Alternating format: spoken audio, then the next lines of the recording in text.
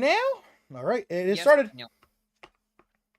Alpha, you're missing this Thursday, right? Yes. This Okay. Thursday I am. Hold on. There we go. Yes, this Thursday I am going to be. I'm gonna be in Comic-Con in Alabama. Yeah, that's what I So thought. yeah. So we're leaving on Wednesday to go into Comic-Con. On no, I'm staying the night Wednesday. We're leaving Thursday. And then Thursday sessions, Friday sessions, Saturday sessions, and Sunday sessions I will not be running. But I will be running Yeah. on Wednesday, obviously, because I get paid.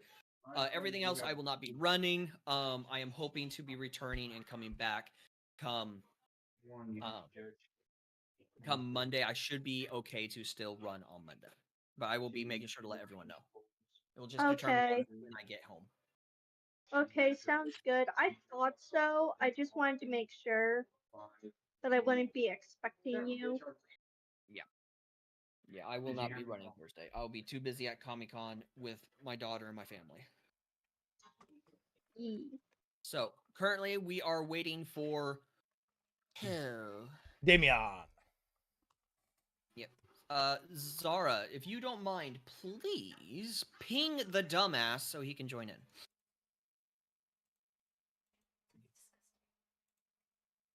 Okay.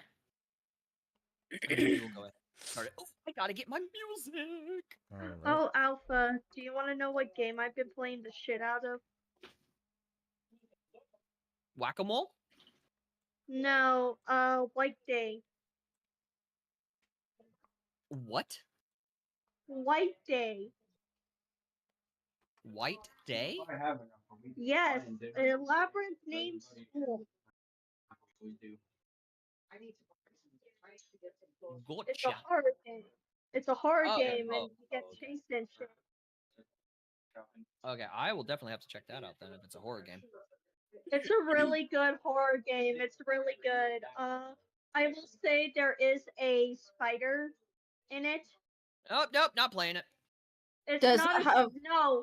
no, it's not like an it's an item that you get. Oh. Yeah, Oh, that's okay. what I mean. So just don't pick up the item. Don't pick up the item. Don't pick up the item. He was driving, he turned around and asked his kid, what's his favorite thing in the world? He was pussy. I mean, there's a lady that crawls on the ceiling that like doesn't look like a spider, but it kind of resembles a spider because she's crawling on her hands and feet. Yeah. But that's about it. It moved up to here. Daniel. Is Damiana gonna be here today? Do we know? I have no idea. They voted yes, so that's why I asked if you could ping. But Oh, did you? Sorry, I'm sorting out my stuff for my. I messaged him. Maybe, Head on it. What is wrong with me? Head on in. Lovely goal. 1, 2, 3, 4, 5. 1, 2, 3. Oh, we're missing someone. Damiana. That's it. Well, I just got into the foundry. Yeah, Brood is who we were missing. Yeah. Yeah, I had it open before it was ready, so it was like just sitting on that page. I had to refresh the page. I figured it would auto refresh for me, but nope. Oh right, this isn't Owlbear, so I can have the tokens in the right corner because there's not a dice roller that shows up there. I forgot. This isn't Owlbear. Yeah. I will say now, Dusk, last session, because Damiana did it, you did ask about doing my intro for this session. Yeah! Did you still want to do it? Yeah, I do it. Hang on, I gotta... Intro. Like, you know how Brew does an intro? Last session we had Damiana do an intro, and it was great, and it was amazing. And Dusk was like, oh, can I do the intro, like, next session? And I said that she could. Can I have dibs on next one? Yes, you can have dibs on next one. Somebody give me a color. Thank you. All right, I'm gonna turn off my camera and I'll be right back. I'm not actually leaving. I just gotta. Well, I'm going to give him 5 more minutes. And if he is not here within 5 more minutes, we are going to start without him. And of shit, and all I can say. Zara. Okay. Whee! What? My remote. Whatever. No, I threw it up to you. You were supposed to. You're supposed to get it. What are you? I'm just hyped about finally having my face cam back on, man. Oh, it's like high five, high five, dude, high five. Yeah. I like high five. Brood. I like the snow. Yeah, it's my background for my YouTube streams. I like actually love it it too.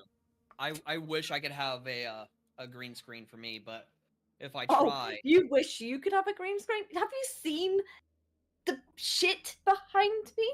on top of that, a professional DM. For me, it would be awesome for me as a professional DM to have that. But also when I do Foundry, only my webcam is up and Foundry's up, so people still see this shit. Oh, listen, she would destroy it. She would just obliterate it. Yeah, I was gonna ask DM, what's your house situation like? Do you own the place you live in? Like, can you put things in the walls or no? No. I live where I live. I live in a. Assisted housing for like retired military people, basically. Because like I saw something, because there's actually green screens specifically for people who have kids. You put it into your wall and it's a solid piece that like unfolds behind you, and it's high enough off the ground that your kid can't reach it, and it's solid either way. So even if they could reach it, it's like knocking on wood. It's not going to get damaged, and it like sits, it folds out behind you, and then when you're done using it, you fold it back in and it collapses against your wall. That would be really good. If you can find it and send it to me. Yeah, sure. I saw a couple. I can send you a link for that for sure. Gotcha, bro. Send me some links, especially if they're on Amazon. Yeah, I found one specifically on Amazon. Yeah. Yeah, but it'd be really good for animals too, because I have animals. Oh yeah, I assume that would probably be good for him. I've got a cat, but he seems to be fine with the green screen. Everything else he tears up, but the green screen, to be fair, if he gets close enough to it, it's a smack. So he goes the fuck away. But other than that, he doesn't even bother. So how do we know if people are watching the stream? I see 2 concurrent viewers right now. It shows me on my side, 2 people are watching. I don't know if it shows on the stream side. If I can actually hold on, I can open it up as itself. Let me check. Paste. I still need to sort out on my videos where I was like muted. So yeah, in like the audio from your video. In like the video description, DM, like underneath my YouTube profile, it says 2 watching now. Yeah, so that's it. That's where you see how many people are watching. Okay. Yeah, so we got 2 viewers. I think. Fellow player Zara. No, I think it's actually my buddy King One. In my Saturday games, he hearted the live stream message in. Hello, viewers. Suspect's girlfriend. When it's supposed to be watching, I just sent her a message to see if she is. But let me get up real quick. I'm going to go. I have my headset on, so I'll still hear you guys, but I'm going to go fill up my water before we do get started. You said okay. If you're watching, hi. Love you. Question, Brood. You said to mute the tab, not the stream. Right? Yes, correct. Okay. Yeah, if you mute the tab, you'll count as a viewer. I just pulled it up in the background. I saw I went up to 4, so thank you. Wait, hold on. So if I mute the stream, you don't count as a viewer, but if you mute the tab, you do. I don't know why. I guess YouTube can't realize when you mute a tab, but can realize when you mute the stream. But that's the requirements for some reason. Well, there you go. Now I should be at 5. Now I should be up to 5. Well, maybe it's because YouTube can detect it because you're muting, like it's connected to the YouTube itself, the YouTube mechanic. But like if you mute the tab is connected to Google, so YouTube can't really monitor your tabs. Usually, you'd think because Google and YouTube are one and the same, they'd have access, but I guess not. Yeah. Yeah. Oh shit, we're up to 7. Woo! Oh yeah. Hey, that's good. Bru, did you want me to do my intro? Because I can pause it. And I edit my videos anyway, so I'll do my intro first and you do yours Yeah, after. Does that sound good yeah, to you? I haven't even started my recording yet. I've just started the stream, so yeah, we're good. I know you got like the pre-stream stuff anyway, so I Mhm. know like you start your recording with the intro. Yeah. I edit anyway, so I can like snip out your intro, so it doesn't openly matter on my end. I know you don't edit those, so Yeah, I'm no. just thinking that'd be easier. I wish I could edit, but running 2 streams at once while also running editing software does not compute. My computer dies. Question. Wait, question. How do I mute the tab? Up at the top, you Right look- click the tab and click on like mute. Right click. Mute tab, add tab. So mute Yes. site. there's also a really easy way. If you look at the if you're looking at like the where it says like at the very top, like the little tab thing, there should be like a little like audio icon. You can click it and it'll mute it right there.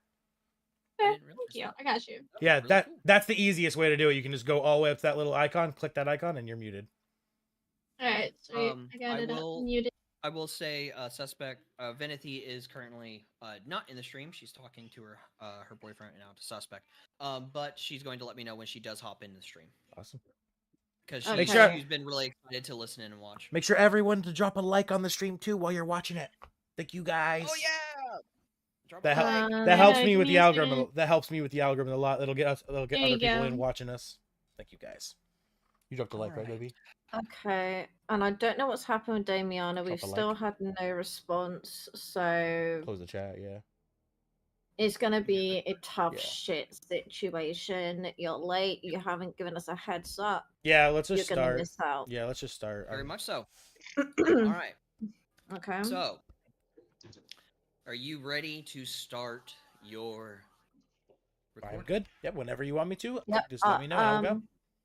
I'm good. Okay. Dusk, are you ready? I am ready. You are ready? You remember what my fans are called? Gremlins. Yes. So go on ahead. All right. Okay, ready? Yep. So 3, 2, 1. Hello, Gremlins, and welcome back to my lovely mother's channel. I am her dearest daughter, Dusk, and we are back today with another D&D session run by the wonderful DM, Alpha Wolf. Go ahead and take it away, and Bruno. That was perfect. Amazing. Loved it. Alpha. Yay, I'm so happy. Alpha. Of course, you're muted when you were talking. I You're saw muted. that. I saw that. I will say this before I do begin today's extravaganza.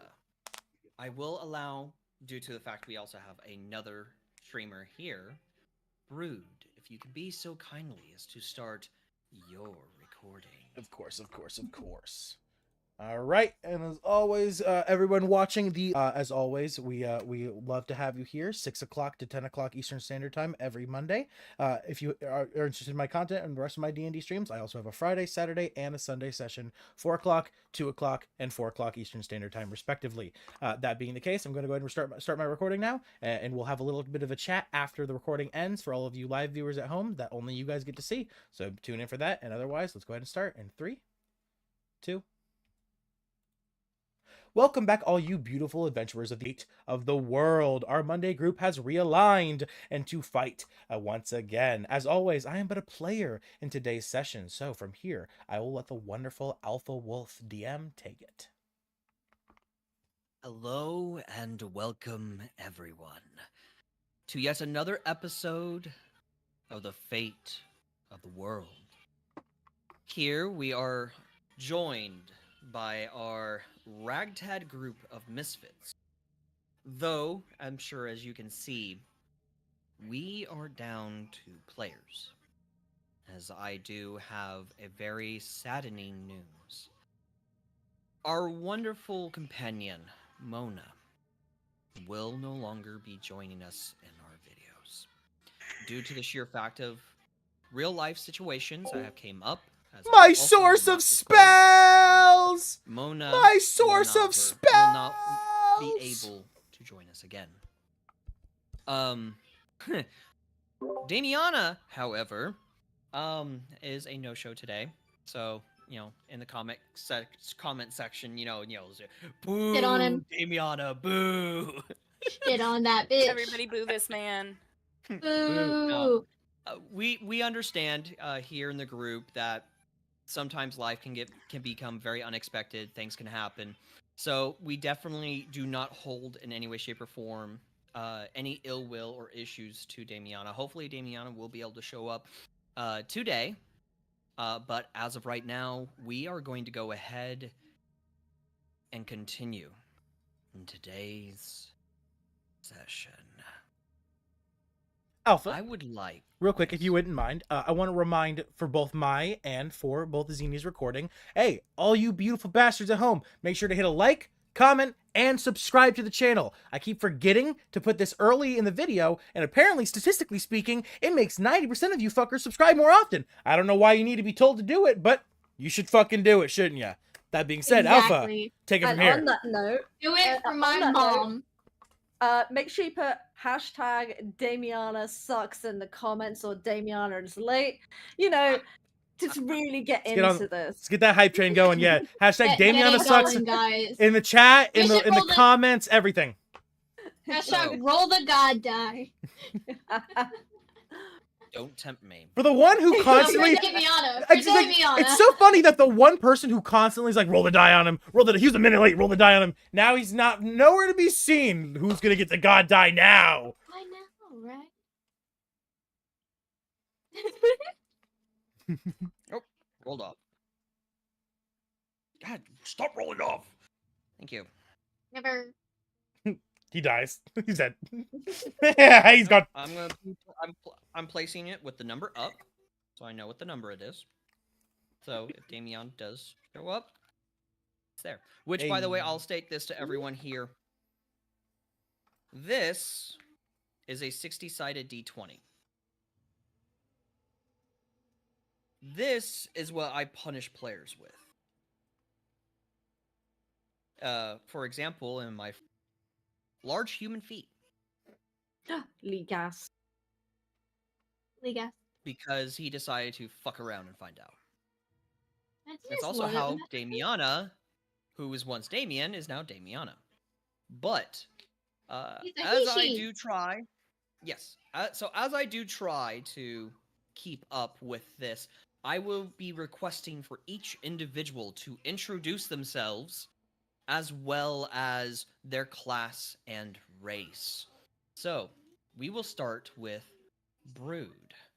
Please tell us your character.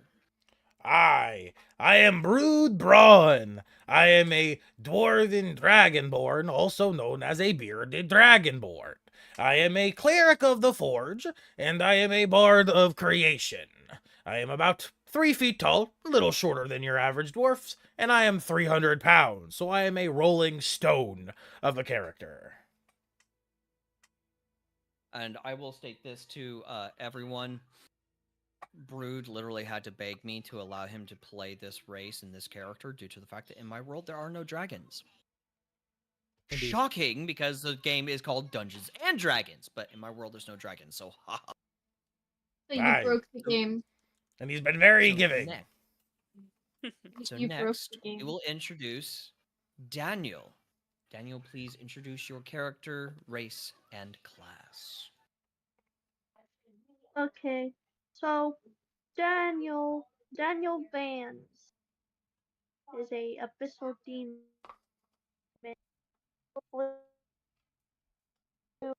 Oh, give me 1 second. Go to someone else for right now. Oop, bad connection. Okay. It would appear that we have a bad connection with Daniel, so we will move on from Daniel and go to someone else. Farin. Please introduce your character, race, and class. Hello, everyone. My name is Faerun Silent Crest. I am a tiefling, and I am a ranger with the subclass of hunter. So I'm the bitch that stays in the background and shoots arrows. And causes chaos. Next, we will go to Zara while I move off camera real quick to pick up my daughter's mess. Hello, everybody that is here. I am Zara. I am a tiefling rogue. I am also a thief. I'm the one that picks locks. I'd say a lot better than Damiana does, but we don't really talk about that. We don't want to hurt his feelings. But I'm a very useful asset to the team. I'm very purple. It's funny that both of our thieves are purple. Is that like are we stereotyping purple people? Poor Thanos. Poor Thanos. Am I a thief? Am I a thief? Oh no. Poor Thanos. I did post up your picture, right? Yes, Zara? you did. Yes. Okay, good. Want to make sure. All right, and then as of right now, until Daniel does come back, we will move on to Isadora. Hello. I am Isadora Lotus Light. I am a half fae druid with a subclass of Circle of Spores. And unlike my two friendly thief companions, I'm very green. I just had a realization like a motherfucker. Isadora is a circle of spores? You're a fucking necromancer? Oh my Yes, god, I I am am. just realizing this. You have not done any necromancing. Oh my! One of the nature. I mean, obviously they're all nature lovers, but you're the dead one. I didn't even. Your character doesn't give me those vibes at all. I know, that's the point. God, when Brood realizes that, it's gonna be wild because he's seen necromancy before and he's not the biggest fan. So it's gonna be a fun interaction. Daniel, is everything good now? Yes, I had to take a phone call. It was my pharmacy calling me back. Not a problem at all. So let's go ahead and introduce your character, and we'll slide right on in to the game. I just want to say it would have been funnier if you would have said it was Alpha's mom, Okay. Daniel. As I was, but as I was saying, Daniel Vance is an abyssal demon. His horns are this aqua color. He has this brown purplish hair. That's short. He wears a crop top and sweatpants, and he's tan-skinned as well as muscular. He's got claws and teethers. So Daniel is a Path of the Wild magic barbarian as well. So crazy things happen. Daniel Vans, wielder of the Vans. Wielder of the Vans. Right. I definitely have to get this up. And for all you viewers at home, so this is Daniel. With all of that out Isadora? of the way, as ZARA. 3 individuals are currently muted. Theron again. Daniel again. And my character is gone for some reason. I'm muted because my vape is extremely loud. I was talking Do you to want to hear stream. this whole session? Oh, okay.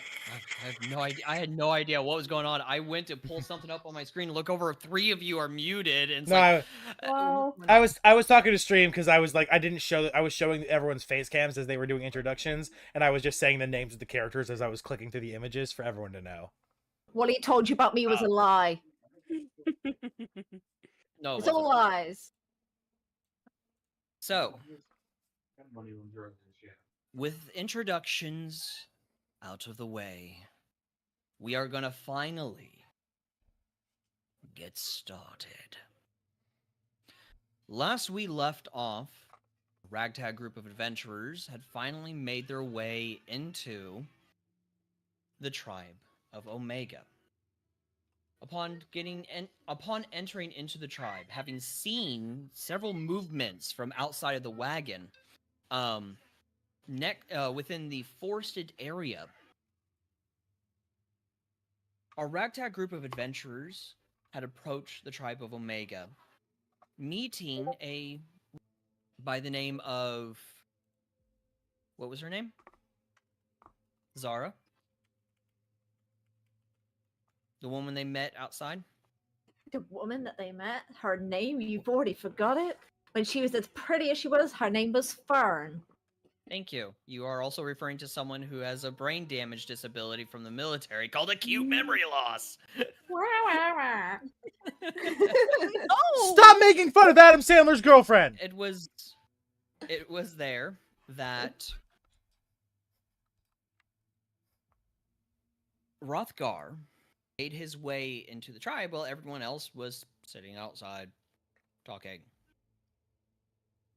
Upon entering into the tribe of Omega, they saw Hrothgar with children all over him, where once he has been rather quiet and silent and stern and cold, all of a sudden seeing children clambering all around him and a woman kind of ruffling his hair a little bit and some food to eat. Bear in mind, he was in direwolf form. People weren't just walking up to a wolf man and just children petting him as well as a random lady. He was looking like a direwolf. Yes, but it does appear that they knew who he was. Yes.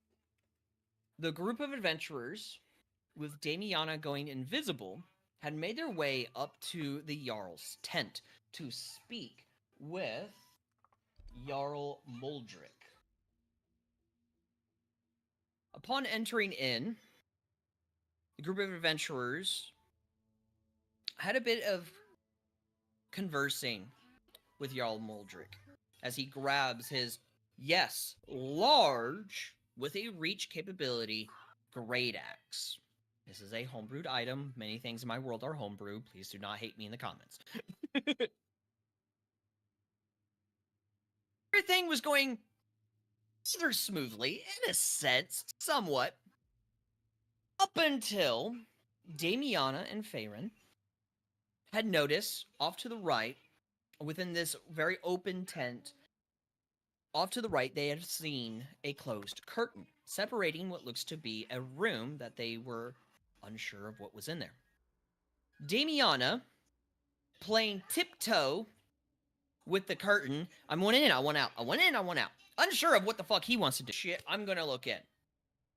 Both individuals rolling really well for their stealth. However, the Wolfborn within the other side of the tent, within the room, had rolled a natural 20 in perception. As soon as Faerun pokes her head in, she is met with the tip, but cuts along her face, and the tip now pointed directly at her head. It is also to be mentioned that the female Wolfborn, had 3 children clinging to her legs. Faerun was instructed to back away, where the Jarl had noticed this, commanding F-born guards from either side of the entrance, stepped in, wielding heavy claymores. Faerun knelt with her allies, as Damiana was grabbed, thanks to the natural 20, and thrown towards the rest of their allies. I won't go into too much detail, but thanks to amazing dice rolls brought on by Faerun, as well as Brood, and a few other individuals as well, the execution of Faerun and Damiana was stayed. It was there that the Jarl had made his way over to his throne, and he sat down, instructing the rest of the party members to approach and to tell him more about the truth, their reason for being there, which is the investigation of where Jarl of the Alpha tribe, Jarl Grognok's family horn is. And do bear in mind, listeners, that Jarl Muldrik and Jarl Grognok are indeed brothers. Mhm. So, with that long-winded explanation and recap out of the way, you all now stand. The guards were now behind you all at the entrance, along with the wife of the Jarl and her children, standing At the curtains off to the right, motioning for the children to enter into the room as she closes the curtains and just stands there, wielding her arms crossed, wielding the short sword with the flat of the blade against her shoulder and breast. Yeah, the Jarl then instructs all of you to approach,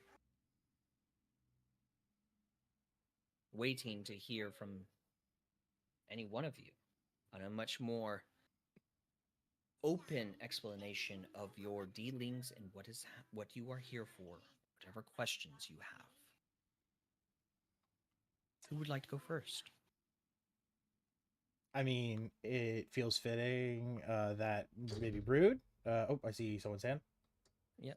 Daniel, yes? Go first for what? To explain, to figure out what is, why they are there, what their purpose is, why he's being accused, so on and so on. Yeah, Daniel can handle it. Brood and Daniel. We do. Teamwork. There's something we definitely need to also Alpha. You forgot to mention that at some point in time, Daniel just randomly turned into a chicken, and as at the current moment, Daniel is still a chicken. So we have to handle that first. Daniel's no longer a chicken. Okay, so but how does the Jarl react to seeing the chicken just suddenly turn into a demon? Well, the tent and then turned into a chicken. Yeah, so the Jarl already saw Daniel as, with horns and everything. Okay. Yeah, so the Jarl sees this plume of smoke appear around Daniel as a chicken, and all of a sudden Daniel is just kind of standing there. I will say, the plume of smoke happens as Daniel's in the midst of going cluck, cluck. So Daniel will go cluck, poof. And I look at just looks around like, the fuck? I look at Daniel and I'm like, you got this. And I'm going to go over to Farron and Damien and I'm going to provide a mental support while Daniel can explain to the Jarl. Okay. All right. And I will say this also, anyone that wants to chime in, you are more than welcome to, if you so wish. Nah. Oh, okay. Oh well. Take it away. Jarl Moldrick. Jarl Mordrin. Moldrin. Moldrick. Moldrick. Okay, that's what it is. I don't know why I was saying it weird. It's okay. But I shall look at Jarl Moldrick as, are we sitting or are we okay? Would you like to sit down and talk, or do you want to just keep standing? Because I could do either way. He's currently sitting in his throne. He just stares at you, waiting for an answer. Great. Okay. So, let me get my thoughts straight. So, the reason why you are suspected in stealing the horn is because apparently no one else knows about the horn, except for a few people. Right? That brother was like, oh, well, he knows about the horn, and he knows about the passageway. So you know about the passageway, you know about the horn. Of course I know. I grew up in that tribe. It's this very same tribe that our father had raised us in. We asked beforehand if there were any other leads as to what could have happened to the horn, and unfortunately there were no other leads, apparently.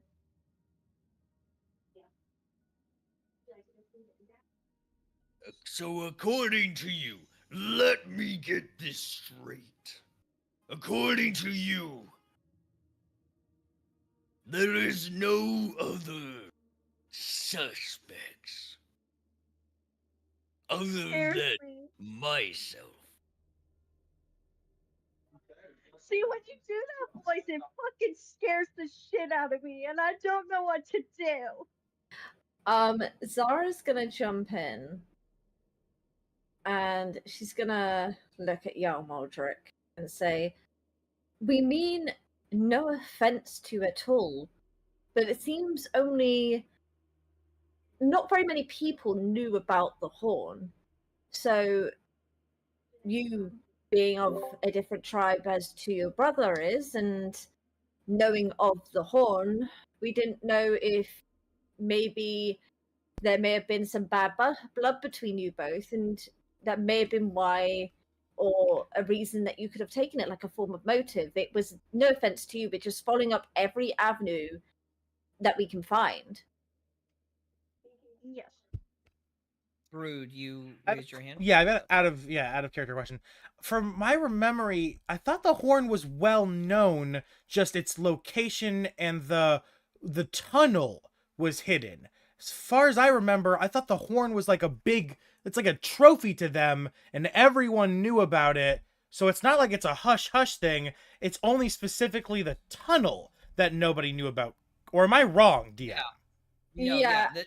I was more thinking of like a worldwide thing. I doubt everyone in the whole world knows, oh yeah, have you heard of the Horn of Alpha Tribe? Like, Okay. it's not going to be a major thing. It's going to be something that's major to the tribes in that region, Okay. but not as kind of like we were talking, like no one, like no other even people in the tribe would know about it. Like No. there could be greedy people in the tribe, obviously, like who wanted to covet No, it. But that's it's like my a motive as mistake. well. Hold on. Let's not talk all over each other. Go ahead, Daniel. Well, I'm saying I might have made a mistake on my wording, or I didn't understand completely. But sometimes I forget. You're totally fine. I will state this, that it is actually a well-known artifact. Due to the fact that it is in fact an artifact. There is a reason why it is well known. If you guys are ever able to figure it out, you can. However, the tunnels, that's what was secretive. Okay. Do you know if anyone has visited the tribe over time? Anybody suspicious or anything that you could have seen? Before he answers, I will ask, which tribe are you referring to? Alpha. I'm referring to Alpha because he was at Alpha before. And that's where the horn, mainly stayed. As far as I'm concerned, there has never been any suspicious individuals. If that is what you're referring, actually, unless my brother was able to fucking get rid of him, there is one person that I myself disdain with a purpose. That shaman, the Wendigo. Question, DM? I've never... What's up? So I've been thinking about this for a minute, and I know Brood would think about it too. On the map that we were given for like going around players-wise, the institution. Do we know any? Does that place show up on the map? Like, is it known, or is that like a hidden place? Yeah. Okay, cool. Then, is there any public info we would know about that place? Because that's also been something in my mind. Like, maybe these people are like to blame. Actually, you would know of the institution. All of you would, because Mona, when she was with you all, had studied within the institution. And they love magic artifacts. Okay, that means Brood would definitely... Okay, so then in character, while we're all talking about this, I would turn over and I would say, I've been stewing on this for a minute, you all, and has like, do we know what happened to Mona? Did Mona just like leave during this or something, or like is Mona still with us? Mona had received a message from the message spell, from the spell message, from one of her requesting her aid in teaching some classes. Okay. Some of the magic that she has learned. Okay, so she's a disembarked then, so she's gone. Okay, so yeah, I say, that Mona fellow who joined us for a bit but had to leave, they claim to be from this institution place, and I don't get any bad vibes from them particularly, but from what they said, it's a place of magic studies and of idolization of the such. And while I love my magic, they seem maybe to be kind of fanatics in some aspect. Maybe, and please do not treaty with the folk. Please do not allow me to offend, but do you think there's any chance they had something to do with this? As you refer to him as Uldric, you see him raise his great axe up and slams the hilt onto the ground, kind of almost causing a thunderous echo throughout the tent. You would also notice the two guards as that happens. They immediately stiffen and like almost go to an attention formation. As the Jarl looks at you and says, "While you all are here, you will refer to me as Jarl. You are nothing, and have no right to refer to me by my own name.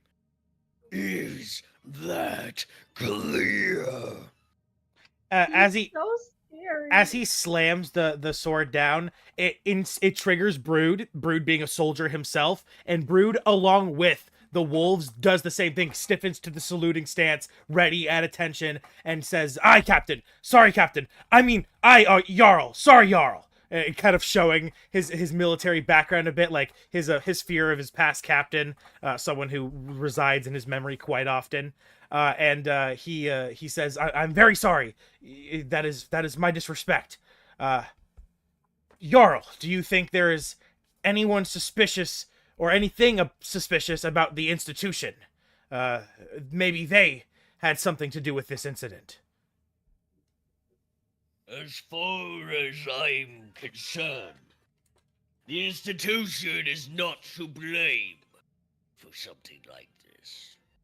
They would never risk an all-out war with the Alpha and Omega tribes, That makes sense. Yeah. risking the lives of such so-called innocent humans within. Yeah, I definitely, yeah, that feels like, yeah, that's a good explanation. All right, Brood will respond.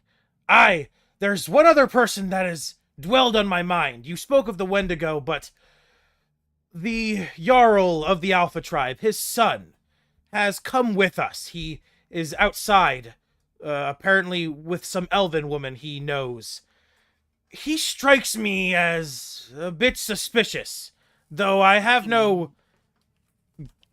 Immediately, as you mention Rothgar, he shoots to his feet, having her arms crossed with her short sword. She immediately takes a step forward, arms immediately uncrossing, as the Jarl looks at you and says, "Rothgar's here! Guards! and Nord Marion, he will say, Guards, find Rothgar and bring him here now!" Brood, as the what guards did you immediately do? slam their as the guards immediately slam their Not chest us. and He's gonna rush get out. Rothgar. I don't give a fuck about that dude. I don't like that dude. Brood looks at him like, That's gonna help our situation. Now That's he's not the pissed. for sure. We were getting him to chill. if he thinks he's suspicious as well, then I'm inclined to agree with him, because I also think he's suspicious. And this makes me kind of think that he as well does too. Maybe You you're have suspicious. No, listen here. You have no idea what you just did, and I am all for it. Okay, cool. Yeah, it's I not. will- He didn't say anything about us. He said go get Rothgar. He didn't say imprison these fuckers. I don't give a fuck about that dude. I don't like him that much, to be honest. He's a dick. He's been mean to us left and right. He pissed at me, or he kicked snow at me. He pissed on me too. Unnecessary. What did you Immediately, do?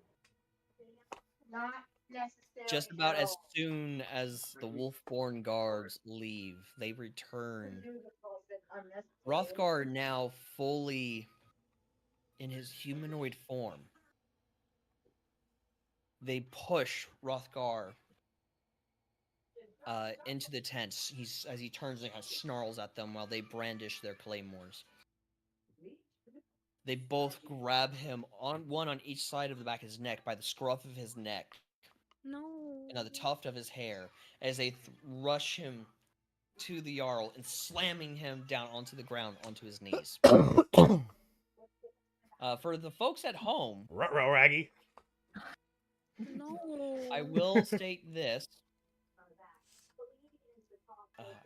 I am not sorry in the slightest bit. I have been suspicious. Standing next to the Jarl as the Jarl was talking about shit, I was like, nah, this dude gives me the worst vibes of anyone potential. Even the Wendigo, who was creepy as fuck. Well, Brood hasn't met, though, so obviously he doesn't know about the creepy Wendigo. But I don't like this dude. So, for the folks at home, this is Rothgar.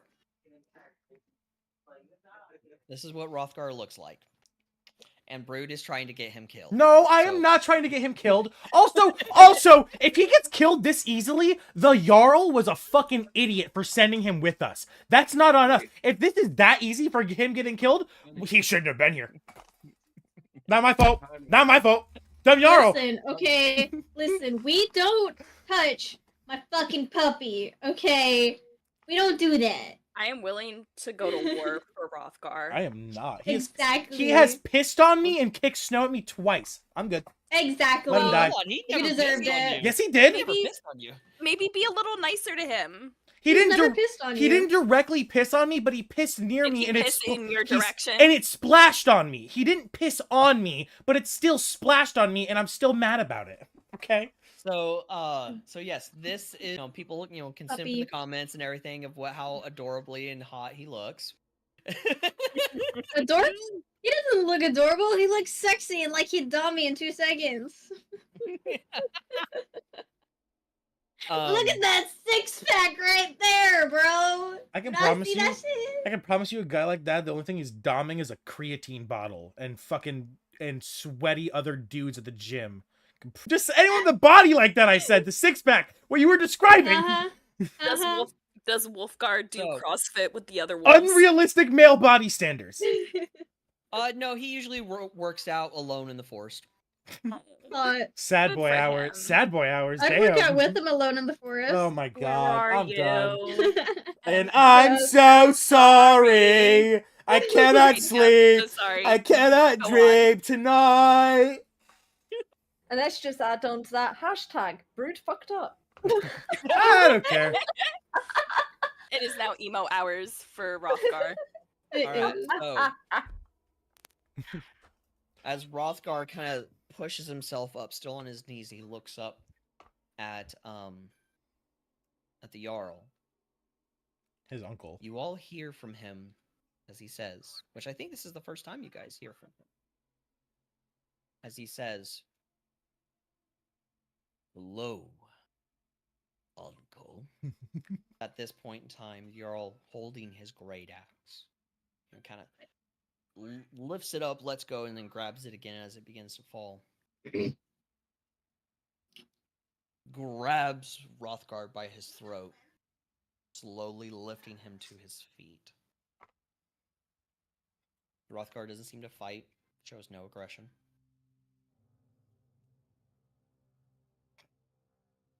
And then the Jarl places his hand on his shoulder as he says, I see my advice on trading has done you good, Rothgar.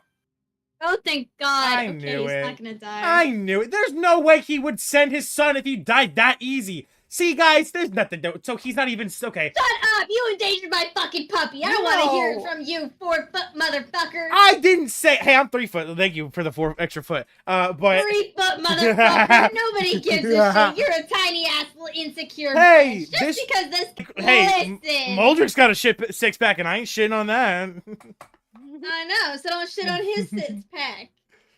No, this makes this brood no longer. This pretty much quells my suspicions. If this is how Rothgar responds to his nephew, I'm no longer suspicious. Whatever. He's just a dick. He's not a traitor. Too bad. Well, reverse that. The Jarl is Rothgar's uncle. I understood you got it mixed up, so I wanted to make sure. You get what I mean. This quells my suspicions. If this is how he's reacting to him, then yeah, all is good. He's just a dick. He's not a traitor. Too bad. I really want him to be a traitor. He will then begin speaking to Rothgar in Nordmarian. Now, remind me, other than your comprehend languages, because I do remember, as well as Daniel, you know Nordmarian. Okay, so the two of you. Did you acquire the information that I had asked? Rothgar simply just gives a nod. Do you at least have a location as well? Again, Rothgar will nod. As the Jarl kind of looks to all of you. As he says, Had they be trusted? Imbecile, as they portray themselves to be. Rothgar will then kind of turn his head and he looks to each one of you. All he does, he gives a simple nod.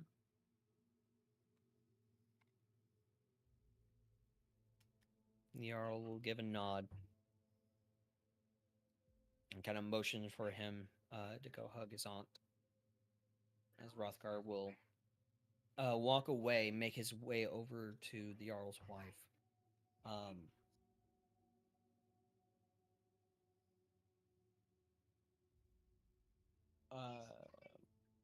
Wasn't supposed to be her name, but I guess Veronica? Weird. I thought it was something else. Anyways. As he embraces his aunt, who sheaths her short sword, the Jarl will look at you all once more.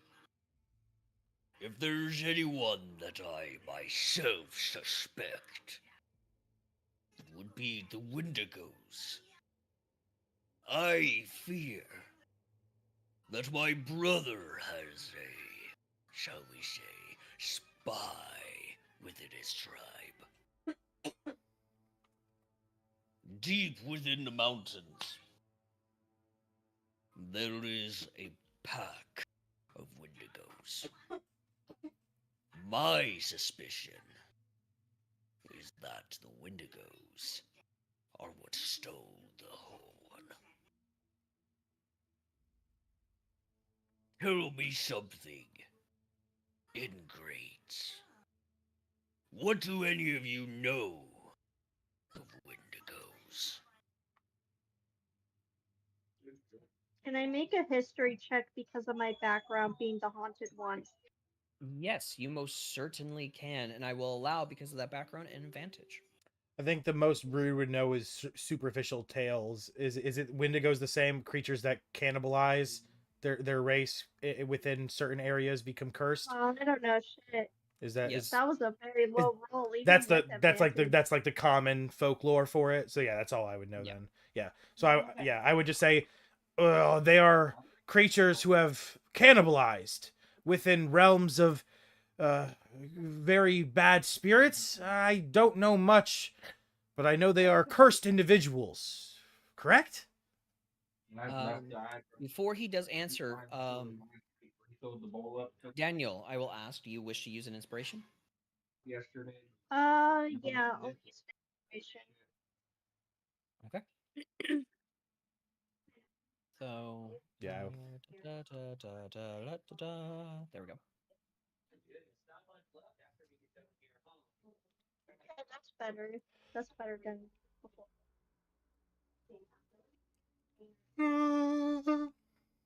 A 13. Okay. Yeah. You would know just about as much as what Brood had mentioned, as well as these creatures, these Wendigos, who have been cursed and being one through cannibalism. You sure we're supposed to get through a Wednesday? Due to having been starving out in the wild, resulting to cannibalism because they have nothing else to do. You said it's supposed to start snowing for my phone. It was because of that they became cursed. They have the ability to mimic into other animals. Very similar to Skinwalker. Okay, yeah, Brew does not know that, yeah. Yeah, all he knows is the common knowledge. That is what you know. Yeah, Daniel. Okay, I will explain that. I'm not gonna repeat the whole thing because, time sake. But I will explain that to the Jarl. That I know that. Okay. He'll give a nod as he says, "It will appear you know a fair amount. Within the mountains, there is a cave. Within this cave are the Wendigos. Go in, slaughter them. If you have to, slaughter their leader, the king of the Wendigos of the north. Once you do, Anthony told me he weighs. should be able to find the horn within." and with that, he'll kind of make his way over to the table that has the large map. And he'll point to this location right here. Okay. I heard the 60 part right. I was about to ask, does he mean the mountains by Sanctum Memoriam, or does he mean the mountains next to the tribe of... So he means the mountains next to the tribe. Okay, tribe of Omega. Yeah. Is he that big? Oh, yes? sorry, go ahead. Question out of character. Do we know what the leader looks like? No. Okay. When you are finished, I would like to ask in character if they could potentially let us know when we would know what the leader, like how we would know. Wow, words are really hard. I'm so sorry. I would like to ask in character at some point when you are finished. Isidore would like to ask. You mentioned if we have to, slaughter the leader. How do we know when we've found the? You can actually go ahead. I was indicating that he was pointed it out, so you are welcome to ask that question. Okay. You mentioned that you would like us to slaughter all of them and the leader. How will we know when we've come across the leader? And can you tell us what they look like? Within the mountain, wears no armor, no clothing. More easier for them to blend in with animals. The king of the Wendigos, however, is different. He does not shape change like the others. He is what you would call the first. So pretty much He you'll... wears- Go ahead, sorry. He wears armor, a cloak of fur on his back that he took from the hide of my brothers and sisters. His face is not like other Wendigos, elongated. It is more human-like, but the antlers are massive.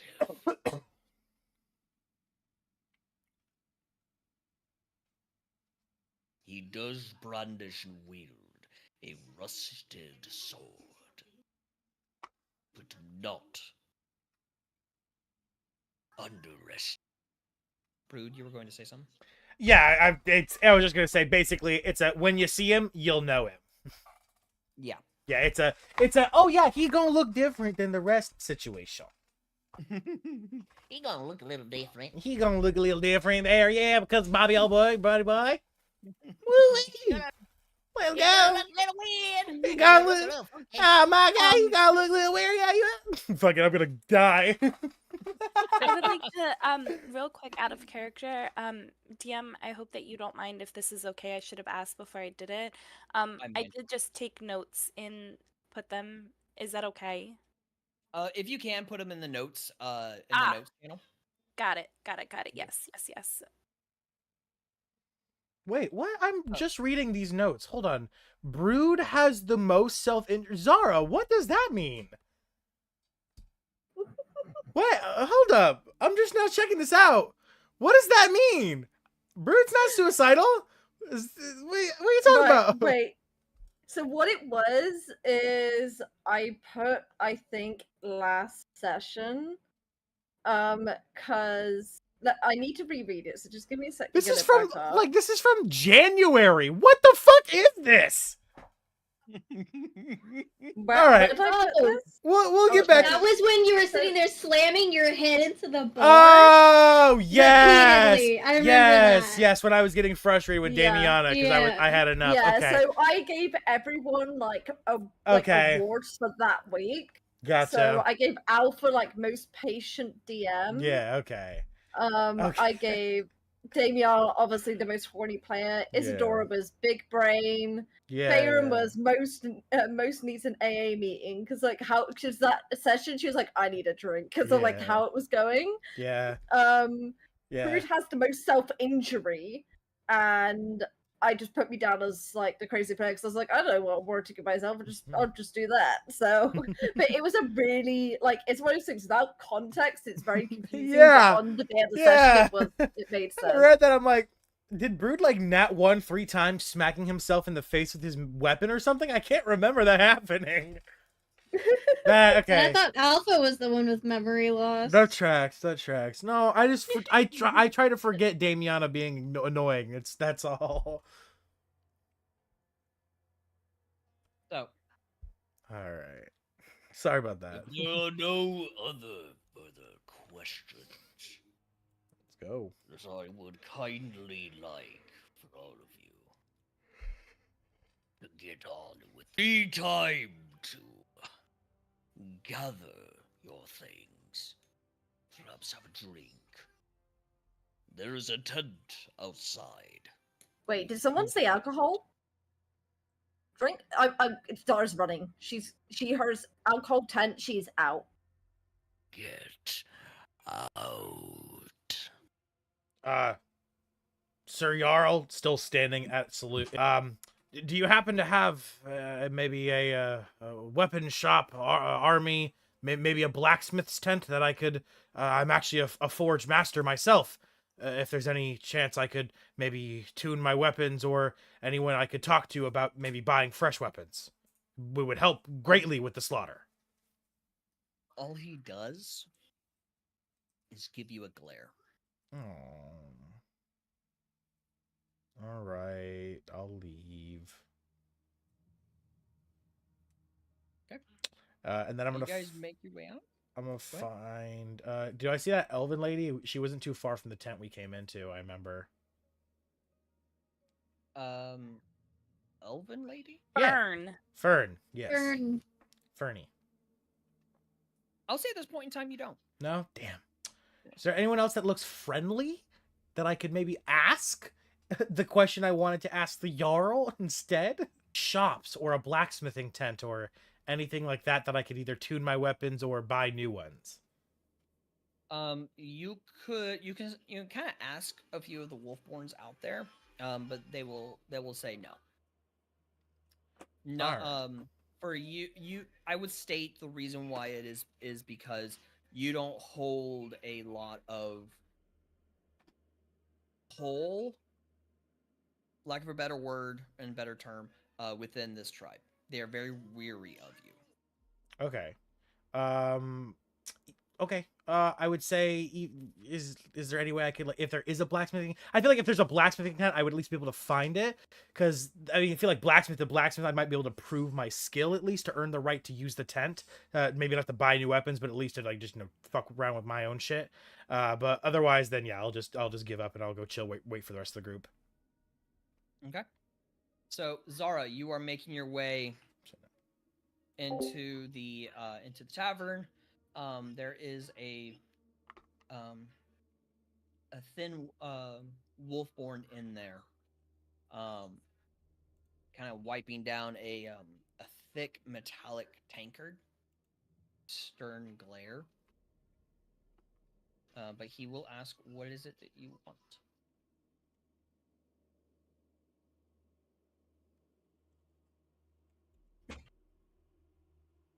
Yep. Zara? Sorry. I am going to be getting to. I would have ranted and I would have got there already. I am drinking myself silly.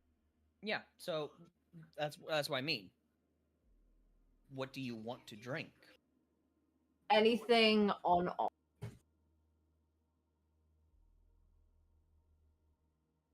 Kind of places the rag down. Places Leave it the in empty tankard in front of you.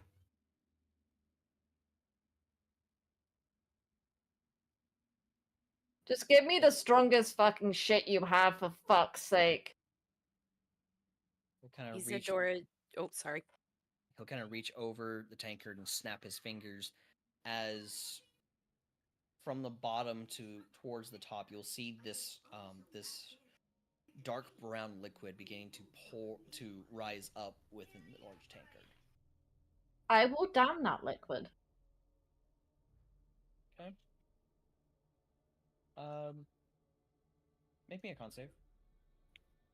Oh, a con save. You're asking now, aren't you? You're asking all the questions. Oh, well, I suppose I can do a con save. What's the worst can happen? Oh, and that one! That's the worst that can happen! Every time! I get why you're vaping! Every goddamn time! Are you okay, Alpha? Isadora jokingly says, surely this can't be any worse than the potato water, can it? I'm just gonna. Farron's gonna like walk down this whole entire glass, and she's just gonna think back to the potato water and be like, "Yeah, I learned my lesson. Clearly, she has not learned hers. See how this shit goes." What happens? Explain. Well, I would like to try and get my chest working again. Oh, I broke him! Yay! Doesn't warrant a god die. Oh. Asshole. So How did I know I was gonna roll in that one? The dice just gave me exactly what I didn't want it to, but You are So- fucking tempted to die. I will state. no, I don't want an inspiration. Just let it roll. Oh, I'm not gonna ask. Okay. Knowing you, I already knew you would not take the inspiration. Wrong. Yeah. But you're not like blackout unconscious drunk. You're drunk. Oh, I'm just drunk. Yeah. This is not incredibly strong alcohol. This is very much like a somewhat more potent mead. Okay. So am I go full out and do my usual acting drunk, or am I a bit more timid than my usual playing drunk? I would say a bit more timid. Oh. No, you're not like that.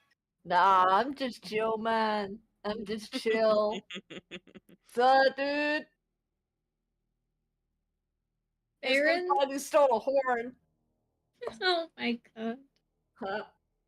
Farron's gonna like sit down next to her as she's like getting super duper drunk and probably demanding another drink. And Farron's just kind of gonna plop down and be like, "Laura, why?" I'm traumatized. Okay. That's My poor baby. She was taken from me. I don't even know where she is, but she's gone. And I've tried looking for her, and I don't know where she is. I've looked everywhere. But she's gone. your baby. I had a baby. Did I not tell any of you I had a baby? You have a child?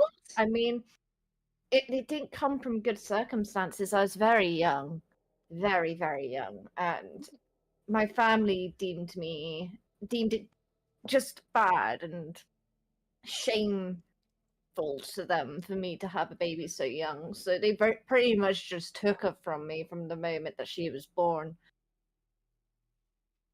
I never even got a chance to name her. Whoa. That's Lore drop. That's that's Oh a my God. crazy plot. I'm so point. sorry you had to go through that, Zara. It's okay. Alcohol has helped. At a character, my character's trauma is based off of real world trauma. I'm an orphan, so I had my character's parents get killed. Are you okay? Right. Are you okay? That's crazy to drop in character. That's not real life. Okay, it's not real life. Okay. Like, I have been through some trauma. Who knows? No. Oh my god. Oh yeah. Ain't that right, Alpha? I've been through some trauma, but this is not real life based. Okay. There is a reason for it, and you guys will find out more on that today. And it will make more sense. Okay. Just bear with the lore. Holy shit. I was just like, oh my god, did I just not only get a character drop, but a real world lore drop that just shattered my brain? Hey, YouTube, here's me just dropping lore about how my I got my child taken Woo! away. No, she had a child young, but she still has her child. I had a child young, but I still have my kids, so. Okay. She's a great mom. I can attest. Woo! I just will step away because I can't deal with all these compliments. Woo! My god. Come back, I love you. Ah! Thank God Brood is not here for. Thank God Brood is not. I'm glad I am not there for this. Holy shit, that is so sad. Oh, I'm good with backstories. Oh, I'm she's so great good with with backstories. Strap in, folks. It's a doozy. Upon hearing this, Aaron is just gonna be like, I'll go ahead and have a small drink too. Nothing too strong, just a little something something because Zara, that Still too big. that was good the way it was. I'm so sorry. I mean, it could be worse. Something tells me that she's okay. I'll assume she went to like a good family or something. So, because I mean, like, I was young. What business did I have raising a child? I mean, look at me. I'm an alcoholic. So, it was probably for the best. I mean, a tankard is placed in front of you as he snaps and it fills up with liquid. Oh, you've got more? How much do I owe you?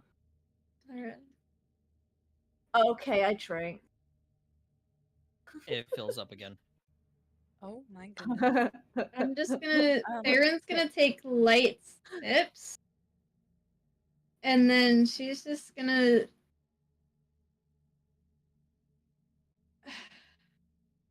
I think Daniel has a question. They had their hand raised. Oh, yes, sorry, I was focusing on something else. Please go ahead, Daniel. Can I join in on this, or is it too much? I don't want to be overstepping.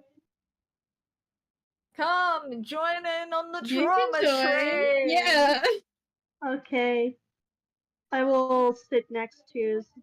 Well, I assume I followed them because I wanted to drink as well. I just didn't mention it. I'd like to ask before we get into the trauma. Or not ask. I would just like to mention. I was just about to start asking the DM, like, "Hey, do I see any like boulders and wood? I'm gonna make my own forge outside the village." But you know what? I'm gonna let you guys take it from here. You know what? I'm good. Fuck it, like the trauma dump. I'm gonna go make myself a forge. Peace. Like, if one of they're those not thi- gonna give me weapons, I'm gonna give myself weapons while they trauma dump. So Come and it's talk. like you guys have trauma. I'm gonna go make a sandwich. Yeah, I don't even This know is they're trauma dumping. women I just went the other way. versus Man. I just went the other way. Yeah, it's so funny because my character has That's ridiculous trauma, but he just doesn't talk about it. Cause yeah, man, exactly. You're the dude, and then all the women are like trying to gossip. Even though Daniel's a guy, like you're. Daniel's a femboy. It's okay. Yeah, Daniel's a but he's a girl at heart, you know. Daniel, Faerun, Zara, Isidore, are you there as well? Yes, Isadora is there. Right, so with all of you sitting, with the four of you sitting, a tankard is placed in front of the two of you as well, Isadora and Daniel, as the bartender snaps his fingers, and the liquid begins to fill the glass, or the heavy metallic tankard, and take it away. That's Zara for a moment. Well, at least you remember them, right? I mean, not really. Not really. Not really.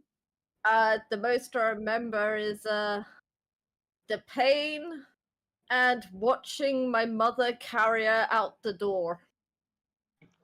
You mean she was taken as soon as you birthed her?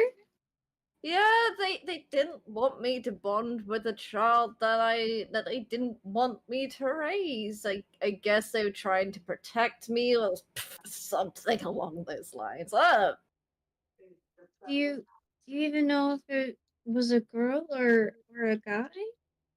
The only thing I did know is that she was a girl. And that's because my mother happened to slip up that information. One family did. See, well, And to trauma, I guess. And I'll raise my glass. To trauma! And she's gonna down the rest of the Trauma. tankard and slam it down on the table and just stare at the bartender with hopeful eyes that it'll be filled up once again. Hopeful eyes. Zara,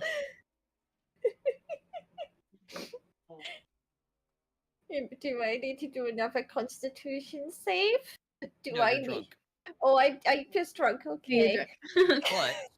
But, and I'm not gonna have you do a con save at disadvantage because you're already drunk, and then you fucking fail again, you become blackout, and this trauma dump ends. I'm not gonna do that. But I need you to do a persuasion check. Oh, just you can give some more alcohol. Yeah, for more alcohol. Do I get advantage with my hopeful eyes and the amount of trauma I've dumped on this man? Maybe he feels sorry for me? No. No. Fuck. Okay. It's a man. I got a 22! That's actually not bad. Yes! That does succeed. That does succeed the DC I put. So yeah, he'll reach over and snap his fingers as liquid begins forming again. Let's go, bartender man. We're getting drunk. Woo! So, Faerun, I assume Yes. you are drinking? I'm just taking casual sips. I'm not like downing it like Zora. Okay. And Daniel, are you chugging? I kind of take a sip as well as look over to Zara. Well, since we're trauma dumping here. Hold before you continue the role play, because I do need to make sure. Isadora, are you chugging? Yeah, I'll chug. Yeah. Isadora, con save, please. Drink. Zara's gonna drink, go drink, over to drink, Isadora. drink.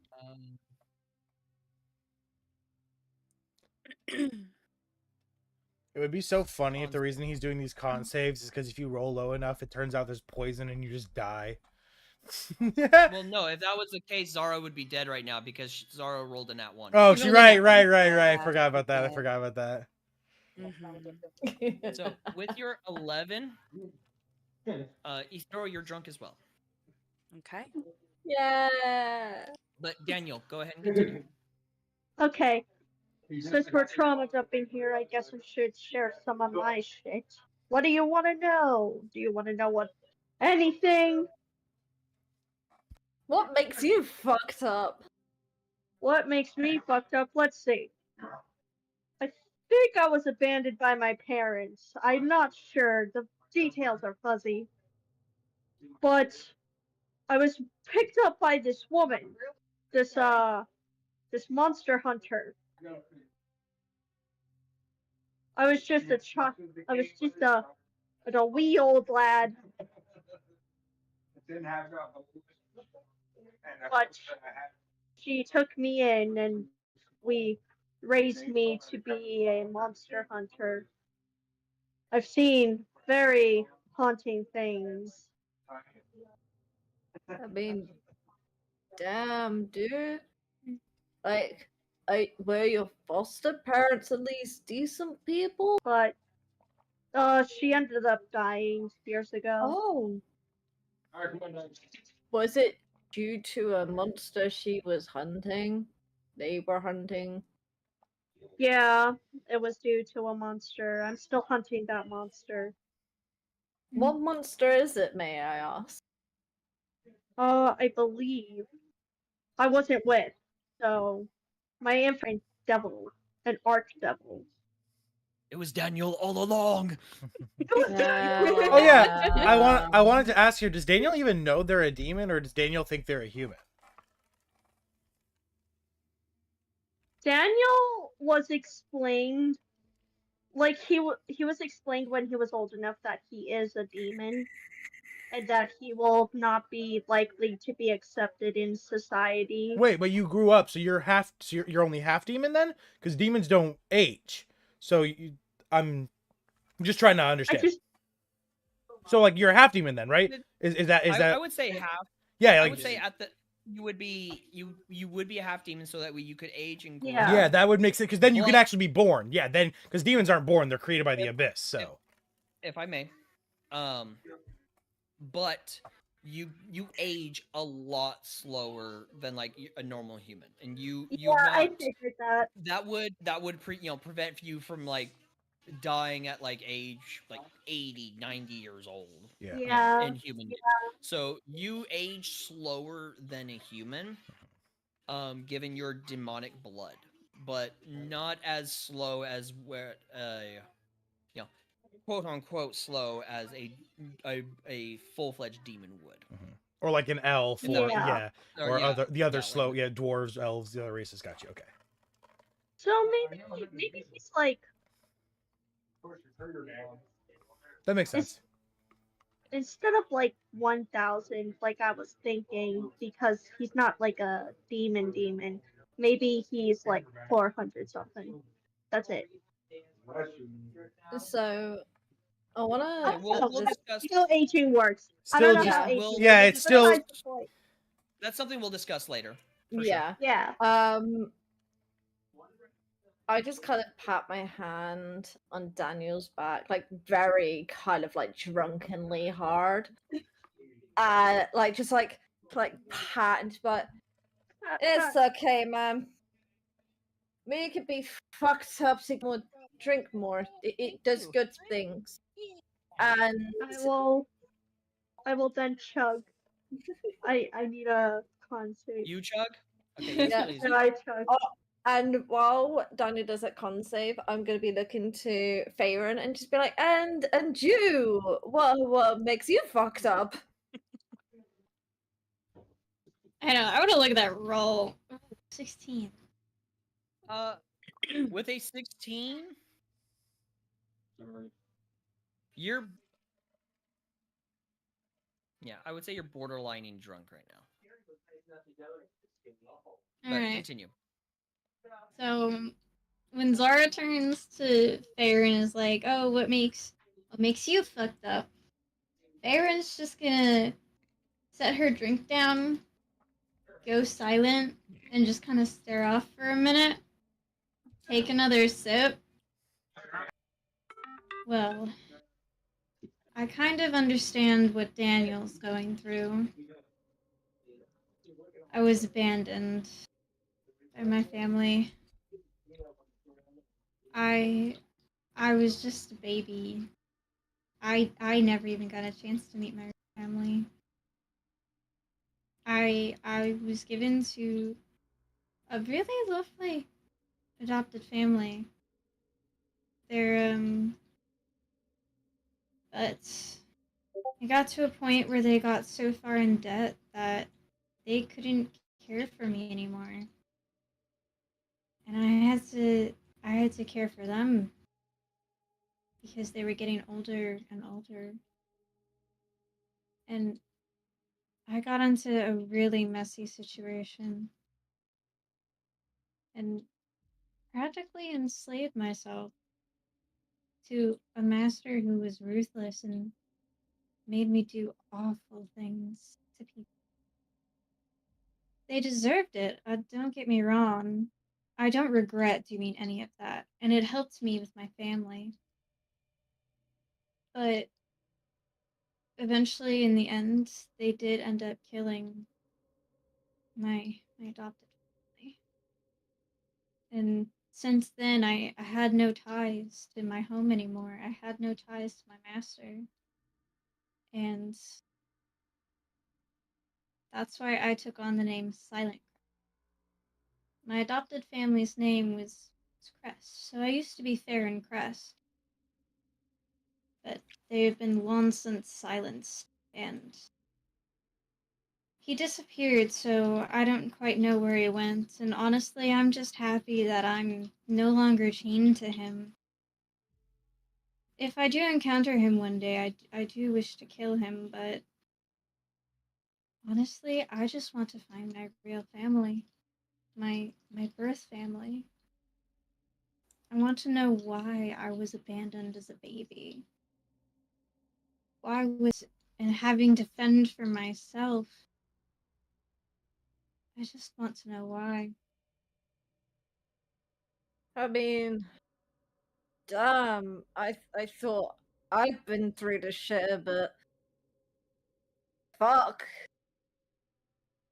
I don't know what to say, only that I hope that my own child has had it kinder than what you have had, and that you do end up getting the answers that you want. Do you have any information to go on at all about who your real family is? Or My are you like birth, me, nothing at all? my adopted parents said they knew part of the family that had given me up, but they never told me anything. They never said who or why. I have really nothing to go off of. So just been I've been like you. I've been searching aimlessly.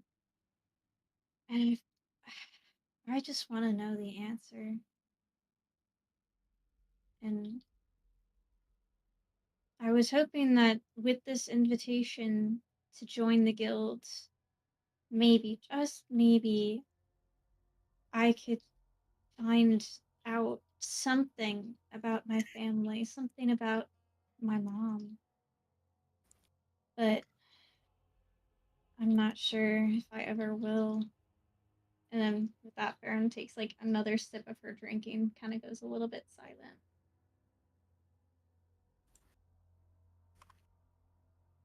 Well, it seems like we're both on opposite ends of a very similar situation here.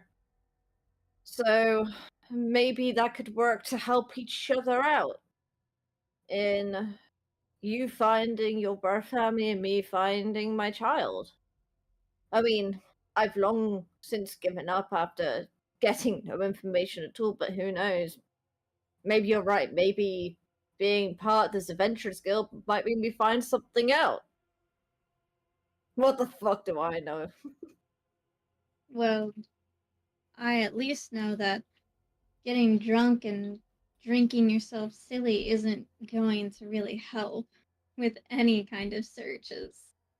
I don't think it's really that much of a help in the long run if you think about it. But I I would mean, love to help you. you do you, I do me.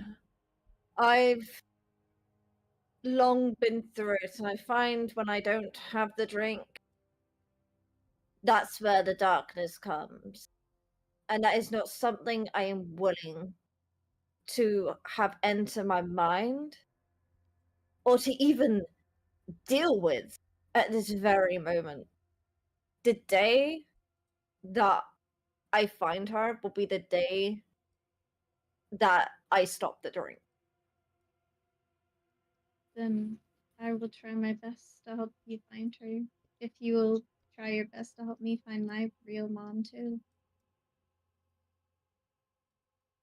I like that idea. And I hold up my hand to Faerun. And I go, it's a deal. Is it just me, or is it just giving me that I'm they're gonna hold up that my hand. I their could find the task? bastard who killed my mom. I feel Well, like my it's foster just mom, them, but, you know. isn't it? Right, chat? And Favorite maybe we is can help Zara's you with that daughter, as well, Zara's Daniel. Favorite's mom. Is Yeah, that not it? maybe. We'll make a pact and we'll fucking decapitate the bastard. And with that, I'll put my hand in. Put my hand in. Now. To the pact. To the pact. To friendship. To friendship. More alcohol. And I'm gonna Isadora. And I'm gonna say, well, we've kind of shared our trauma. If you don't wish to, that's alright, but if there's anything you want to say, it's kind of a free-for-all session. For all. Isadora lifts her head up, very much intoxicated right now and feeling very vulnerable. And I suppose I can contribute to the trauma dumping that is happening right now. If some of you may know, I don't know my parents. I was abandoned to the forest. When I close my eyes at night, I see flashes of faces that I don't seem to recognize, but they have some familiarity to them. Spending most of my time alone, I always found comfort in the plants and the animals that I surrounded myself with, and thought that I was very independent until one day a very, very lost wizard came into the forest, adorned with these bright, vibrant colors. This man was not from around here. And let me tell you, he could take your breath away with just a piercing look. His name was Alaric, and he came at a time where I needed him the most. After spending a few years with Alaric, traveling through the woods together, he decided to stay with me and make a life with me. And one evening, I was walking through the forest when I got this gut-wrenching feeling that something was wrong. I went back to our cottage and I found Alaric laying on the floor completely unresponsive. No. And I had tried to do what most people and most druids wouldn't like to do, but I tried to bring him back. What I had brought back was not the man I fell in love with. He was completely lifeless, his body just standing there staring at me. I'm looking at him in the eyes and I'm begging him, please, please, Alaric, if you're in there, just give me any sign that you're in there. He looks at me Nothing behind those eyes. And he just lets out a small grunt. And I knew that I had lost. And I could not live with myself to keep him in this state. So I told this creature to follow me out to the woods. And I laid him down on a plank. And I set what was left of his body. And Isadora points at her necklace. I have what's left of him inside this necklace. And I carry it with me as a reminder that I hope that he'll always be with me. At this point, Zara just pushes her drink towards Isadora and just goes, "Here, I think you need this more than I." Holy I will- fucking shit! Reaction. I want to say something to you, Isadora. Yes. I want to say thank you. For what? Oh, that means he's going to be using your backstory for something. I have something to torment you with now. Oh no! Your backstory's that good, he's using it, girl! Oh no. I'm ready. Whoa. I'm ready. Oh, that's okay. I definitely you, Isadora. Oh yeah, he's gonna take all of our trauma dumping and be like, "Ah, remember when you said this, bitch?" I also love the fact that Brood, like, Laughter is just listening in on this, so he hears everything, but Brood knows nothing. Like, Brood knows nothing, but Laughter's heard everything. I think I'm just gonna have Zara just bewildered by this. She's kind of just gonna have a look around, kind of seeing what everyone else's reaction is to Isadora's story, and she's gonna realize, wait, Brood isn't with us. And then she's just gonna look around her and go, where the fuck is Brood? If I might get along in on this trauma dumping as well, I would like to, but in my own way. Obviously, I am not wicked. Look for raw, I need stones. I need just some wood and to outside the camp to make my own little makeshift forge.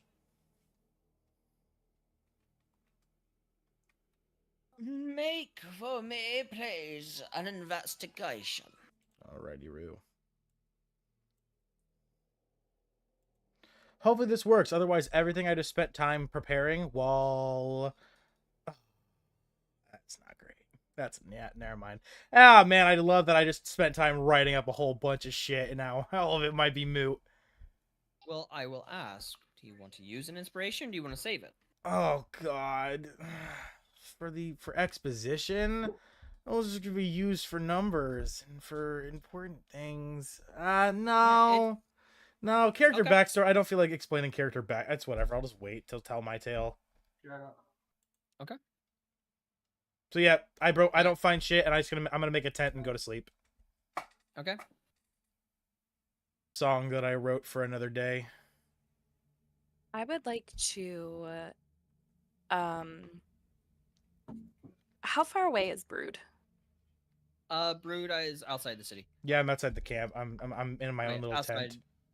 Yeah, he's outside the tribe. Well, y'all will have to wait. I wrote a whole song for Brood to sing as he forged, and I guess I'll just have to hold off, and y'all will hear it later, if I ever remember to do it. Is he more than 100? Way more. So, with the majority of you drunk, minus Baron, with no other place for you all to sleep, you all decide to take a sleep in the tavern. In the tent. You just find a place, fall over, and just completely sleep. And that is where we're going to take a break. This, I have already prepped for what's going to happen with you guys. Oh. And what you guys are possibly, potentially, going to face. So we are going to go ahead. We are going to take, I would say, a 5-minute break, because I definitely need a piss break. I've been drinking a lot of water. So 5-minute break, everyone, to go off, get some food, get some drinks, go pee, do some push-ups. I know I need to. Yeah. And we will be returning back momentarily. Okay? Yes. I'm not even gonna lie. I didn't hear any of that. I was writing a song to sing because I wanted to do some Do backsmith. you not listen to Isadora's backstory? I was writing. I was fucking. I wanted to Dude, get. she resurrected like. Oh, like, If anything, it makes more sense that I didn't hear because Brew didn't hear, so I should know either way. I mean, yeah, if anything, you're gonna find out down the line, but like, dude, the backstory is so fucking dark. Like, Brood's reaction will be very interesting. I'm glad you all liked my Oh, it's amazing. I'm glad you liked my very tragic love story backstory. Oh, it's a brilliant, Jess. Honestly, like, because I wrote mine. I keep adding to it what comes to mind. I kind of work, like, basically not like changing it, but adding extra detail. Yeah. And then I just rolled with whatever sounded good. Honestly, like, I just had the fact of like I had a child, and then I had to give her up. So everything I did then kind of like was just a lot of it was improv that I've now added to my backstory. So I'm very much an improv player, but like how much detail you have for that was amazing. That was completely improv. I hope you know that. Mine was too. And Love it. Is I was going to do like a very similar story, but with like that was originally what I had. It was like something like necromancy, and I was thinking about like bringing back like a baby, like if I had get died at birth type thing. I don't know if anybody's watched Full Metal Alchemist, but yes, that's kind of what them trying to bring back their mother kind of thing. But do you know what it reminded me of is that quest in Baldur's Gate That's what with Auntie Ethel, and you have the woman that wants to bring back her husband. It solidly gave me that quest line. Yeah, but how you over here portrayed it was shit. so well done. Like, so like props to you for that. Hey, some people ain't got to play the game yet because they're broke, okay? I had to fucking take my headphones off. I ain't trying to get spoiled. I'm trying to play that game so bad. Bastard. Luckily, I took my headphones off fast on enough. PC or console? What was that? Do you play on PC or console? PC. I will dead ass give you the game. It's such I want to play it so bad. Yeah, I've been wanting to play it on stream. I got it last year for Christmas, and I had a week off between Christmas and New Year's. I stayed up every night till like 4 o'clock in the morning playing ball. Like it consumed my life in the best way possible. It's hands down one of the best video games I ever played. Like genuinely, it's so good. Yeah, I remember, like, do you remember when I first got it and you're like, oh my god, what's your tab? I was like, share my tab in and everything. But there's so much in the game that even on the second playthrough, like, you'll find stuff that you missed. So, I will ask this simple question because we do need to get going. Yep. Are you guys referring to BG3? Yes. Brood? So I will state this to you here and now. Okay. If you don't like doing some games this way, completely understandable. It's preference. In my opinion, the best way to play BG3 is with mods. I'm gonna play it probably with mods when I finish it regular first, but I've never even played it yet. I've stayed completely spoiler free of it since its release. I have a fucking D&D nerd, obviously, but I'm just broke. I can't afford to buy the game. I can't even afford to buy food, so fucking. I mean, in my opinion, the only mods I play, because I did not want to do anything that changed the game really itself. So the only stuff I got was extra colors. So all, like, my character could be in all black because I'm very emo. I want my character to look all black and everything. I had it so I could have like a mod to have like really cool dice to use in a game, so I didn't just have like the basic dice to roll every time. So very much like visual mods to make the game, you know, a bit more like custom to you, but not actually changing the game itself. Those are the mods I'd recommend, and then once you can get in game, you don't need to have any extra stuff for it. But as far as like changing the game or anything like that, I'd say just like don't. Like the That's mod, my opinion. The main mods that I normally use are different races, different classes. Yeah, that's the kind of shit that I'd be interested in, is different races, different classes. Oh yeah, there is tons of races on there. If you can find Fantastical Multiverse, they have a literal shit ton races from 5e and 2024. That's cool. Not Dragonborn, kobolds, drows, you know, shit like that. It's really, really cool. They have a bunch of nice, awesome homebrew classes that people have put into mods and stuff like that. It's a lot of great shit. I myself don't really do game-changing stuff. They've done Goliath as well. Yeah, Goliath I've seen. They do a lot of, you know, I usually use like Xenia, visuals, classes, races, you know, stuff like that. That's personal preference-esque. Gotcha.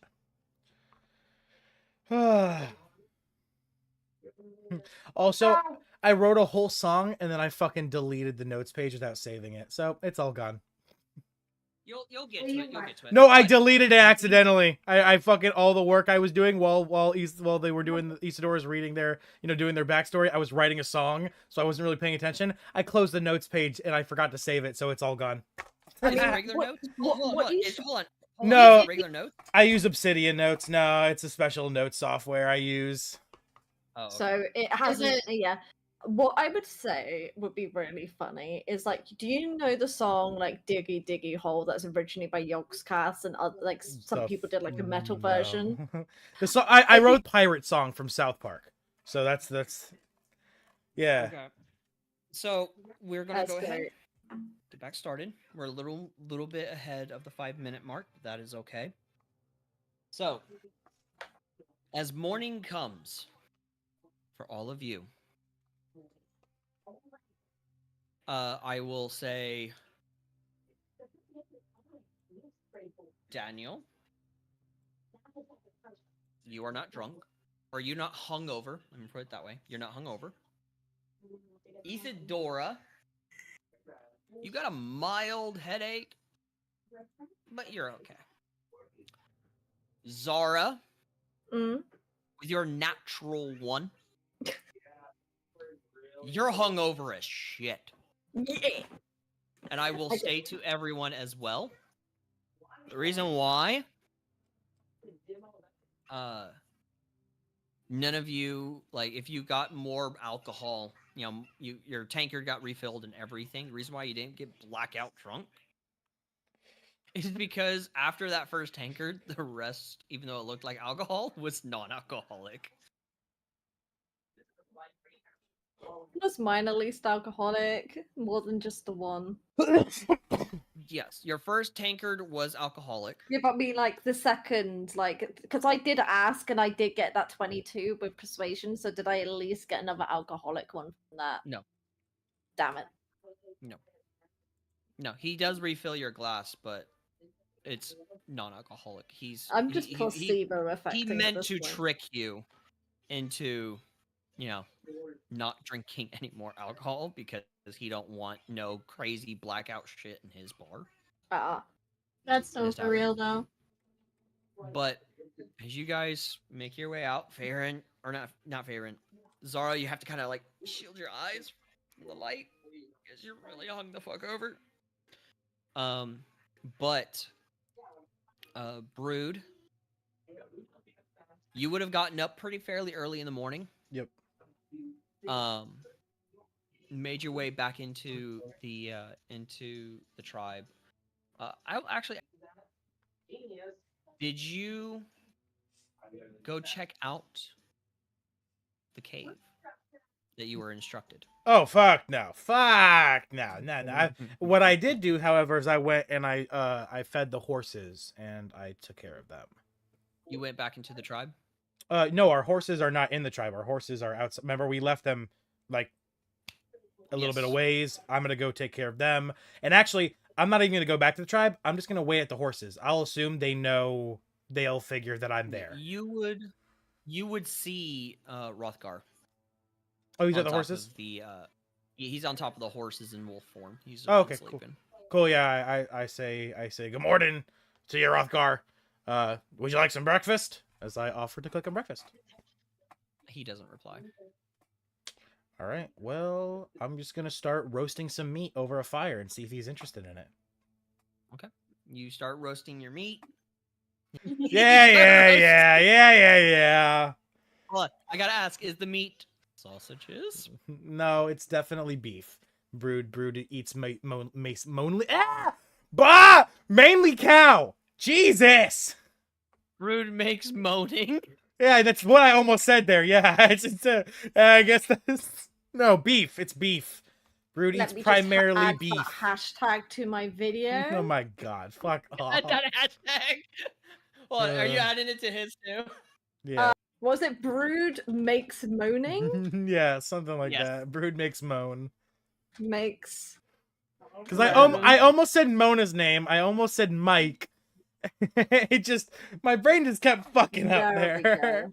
It's okay. It's okay. It happens. But you cook the beef, and you I cut some kinda off look from. up at Rothgar. Whatever. All right, then You me and Abu eat all of it then. All right, then You me and Abu eat all of it then. Yep. As you finish your meal, along with Anbu, my fucking brain wanted to stutter on that. You make you kind of chill beside. Thank you. You kind of chill beside the cart as the sun begins to rise. Brood. Make a perception check. Perception check. Okay. I am gonna do something after this as well. Yeah, no, it's terrible. Oof. Ooh. What are you wanting to do? I'm going to take this time since I couldn't use a forge. I will just cheat my way into making the item I wanted instead. And I'm going to use my feature ability, Performance of Creation. And I can create any item as long as it's cheaper than 60 gold pieces. And this item is definitely cheaper than 60 gold pieces. I'm going to create a dagger that has a 15-foot chain attached to it. So I can tie the chain around my arm, I can throw the dagger 15 feet, and I can retrieve it as a free action without having to move to the dagger to grab it. Okay.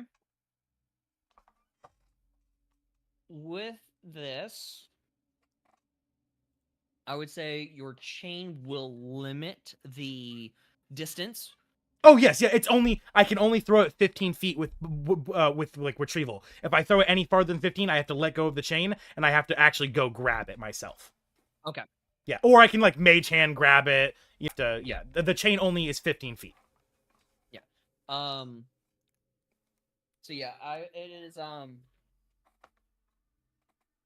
not gonna lie to you, DM. I think you know where this is going. I use this item in almost all the campaigns I play in. This is motherfucking scorpions. Get over here. I'm going to I'm going to be motherfucking pulling enemies to my ass to hit them with a giant warhammer. That is the play. Okay, cool, good. A throwing, not a shuriken, but dagger instead, yeah, or kunai. Instead of a kunai, it's a dagger. Yes. Instead of a kunai, it's a dagger instead. Yep. That's it. I'm gonna use my performance creation to do that. Okay. Make it easy. Yep. Yeah, I don't. I wanted the item today. I wanted it just so for this next fight. So yeah, I'm getting that done. Dagger with chain. You do have it on there. Okay. Perfect. We do need to edit this. Distance is not 20 to 60.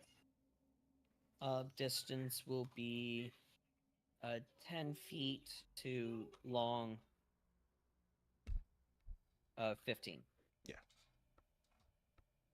There we go. Okay. So, for the rest of you, after a bit of time, you guys make your way out of the tribe.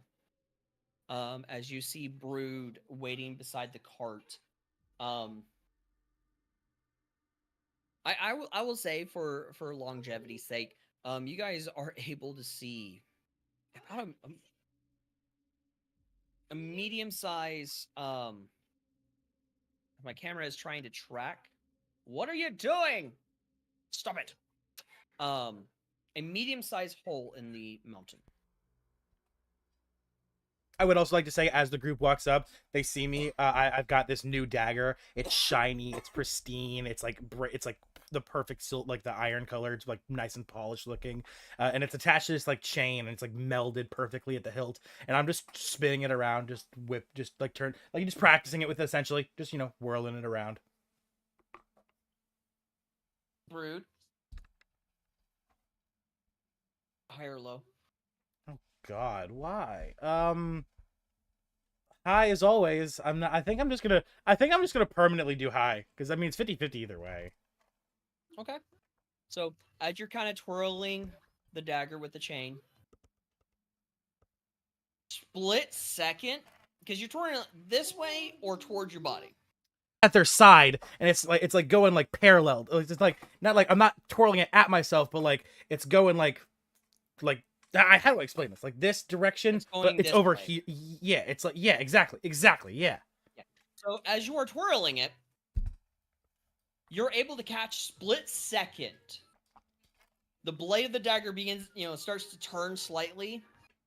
As the twirling continues, it starts to turn slightly, almost slicing into your thigh.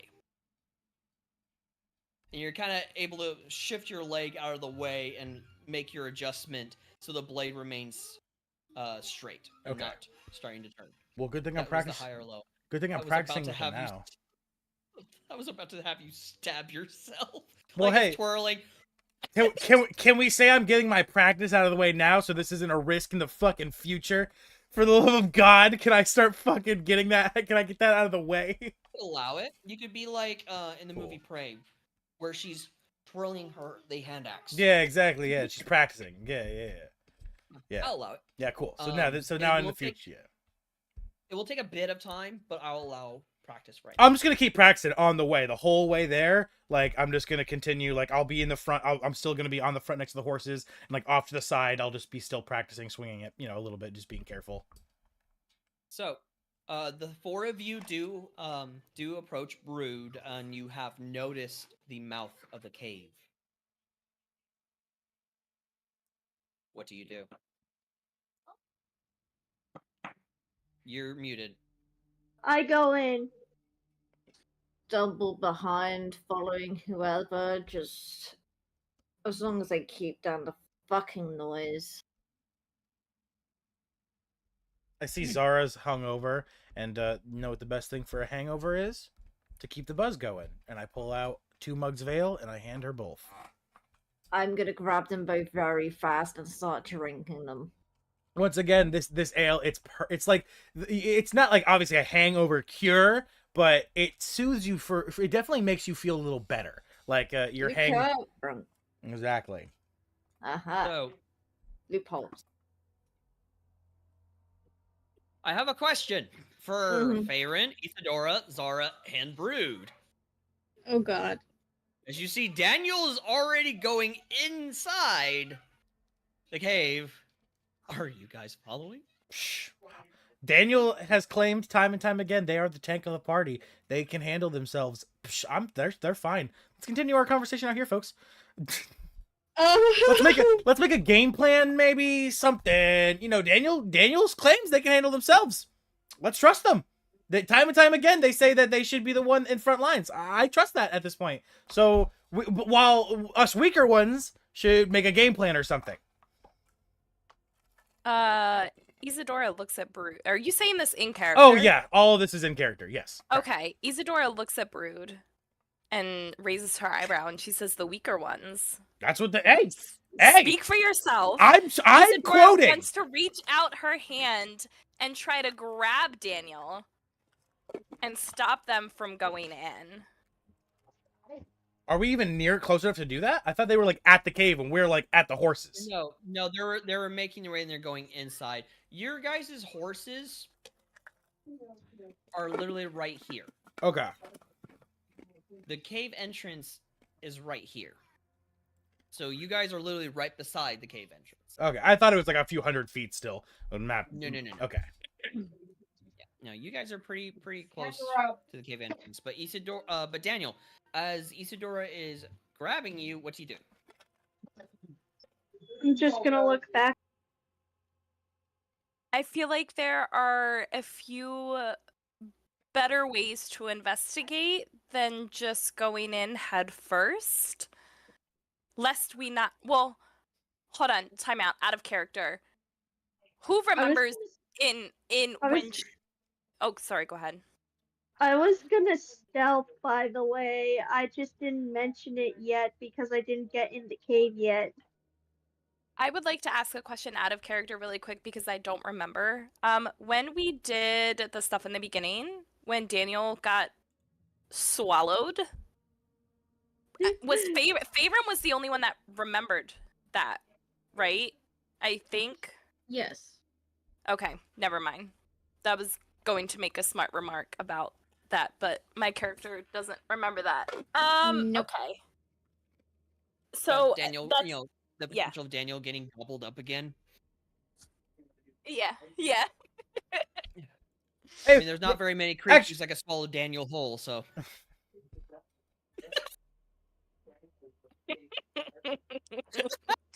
God, you got that one, Brood. Yo. I couldn't help myself.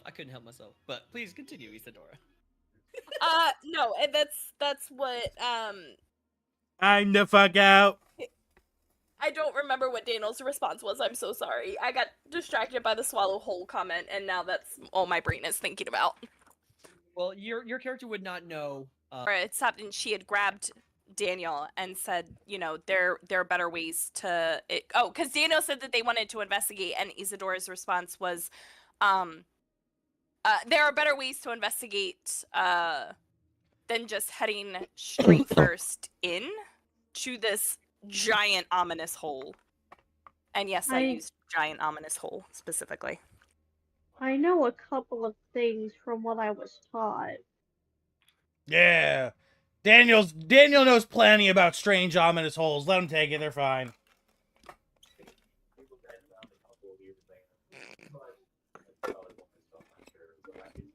There it is. He got payback.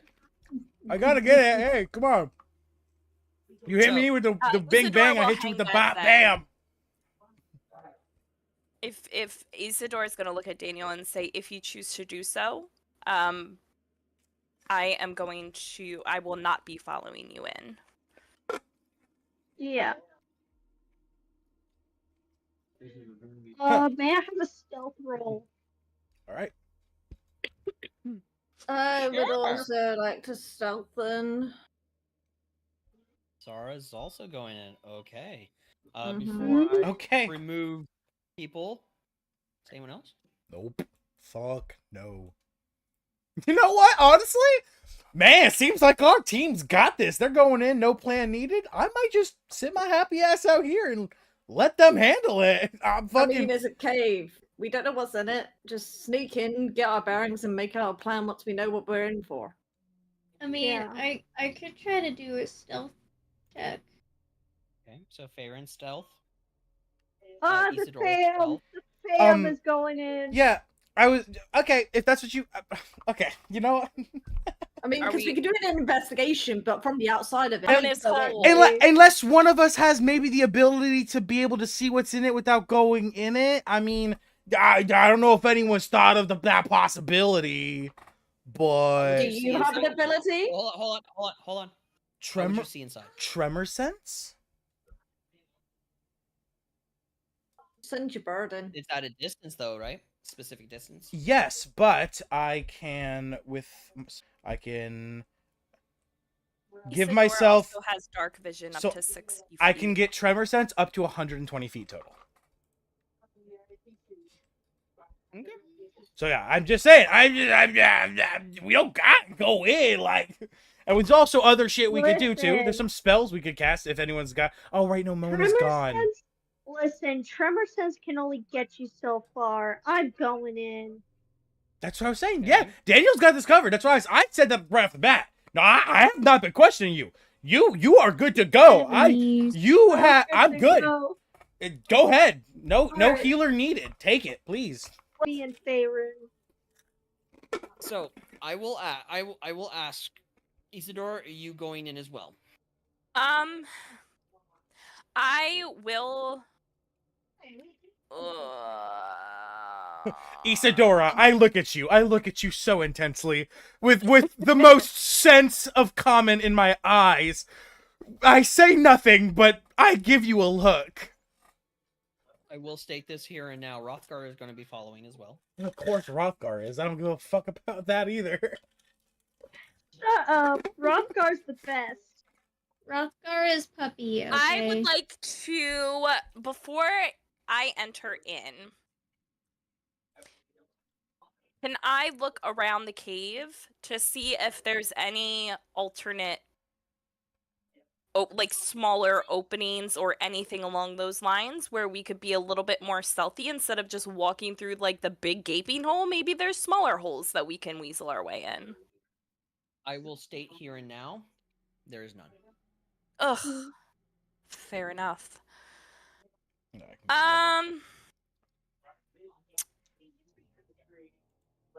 Okay. Oh, shit. Well, real quick, I want to correct myself. It's not 120 feet. I can get tremor sense up to 180 feet. My question out of character. What level are we? We're 5. level 5. For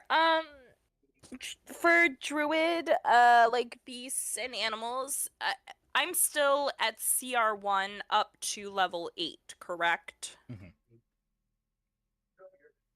I have no idea. I'm not a druid. Druid, yeah, I believe you are correct. Hold on, I got you, Isadora. 1 second. Up until, and you are Circle of Spores. I know some circles change things. So Circle of Spores up to, yes, correct, yes. And because you're not a draconic, you can also not create, you cannot do, you can't be anything with wings. No wings. You can, however, have something with a swimming speed, so you can be a swimming creature because you are above 4th level. Wait, you said I can't have anything with wings? No, you cannot. You have to be a draconic druid to shapeshift into things with wings. Otherwise, you have to wait till 8th level till you can shapeshift into things with wings. Correct. Anything with a flying speed, you cannot become yet. But you can become stuff with swimming speeds. Yeah, so you can be like Ducky from Land Before Time. Yeah. So, flying speed. So, like, Swarm of Bats, but because they have wings, it would be... No. Hold on. If Swarm of Bats doesn't have a flying speed, then... I'm looking at the I'm looking at the D&D wiki, and it says that the speed is 0, but they can fly. They can go up to 30 feet. Yeah, that's a fly. That's a fly speed. Yeah. So see how their speed says 0, but their fly says 30. That speed is it's the speed automatically means walking speed. It doesn't specify it, but that's what it means. And then the fly specifies flying, and then swim would specify swimming. I understand. It does state here, because I'm looking at the stat block for it on Foundry. Yes. It does have a fly speed of 30. So yeah. Okay. Hold on. I also, don't worry, Isadora, I've got a link for druid transformations that are available, so it'll make it easier for you to understand. Just give me a second and I'll send it to you. Mm-hmm. So Isadora's gonna hang back. By the way. That is my answer. Daniel, Zara, Faerun, Brood, and Isidore remaining back.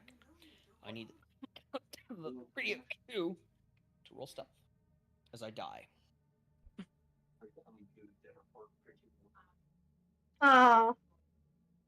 Here you go, Isadora. I found it. Would like to use an inspiration, please. Actually, do I have any luckies? If I can use luckies instead.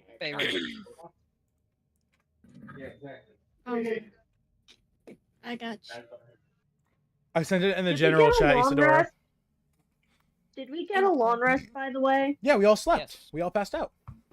Oh, okay. I didn't do that. I'm stupid. I sent it in general chat, Isadora. He's lucky. I got it. Hey, Thank you. TM, don't look at that. Oh, I saw it already. I hate you. Please no. Please no. Hey, look at that. A dirty 20. Hey. Please no. Rothgar had already rolled stealth. Why are you sniffing it? Please no. So, as you all are making your way inside, trying to be as stealthy as you can.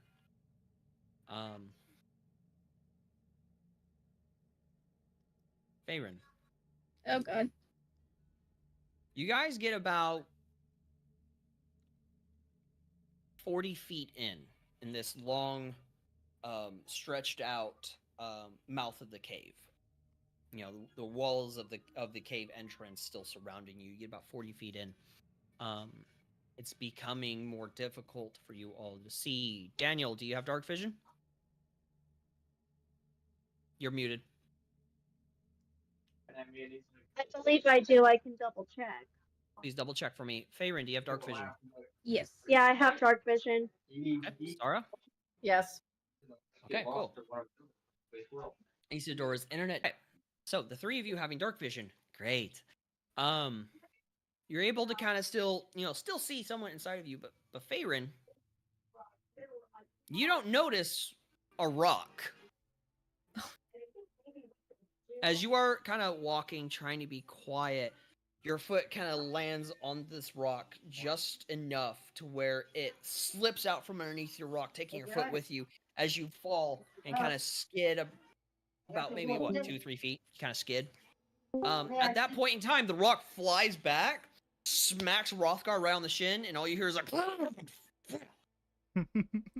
I laugh. This echoes kind of throughout to the mouth of the cave.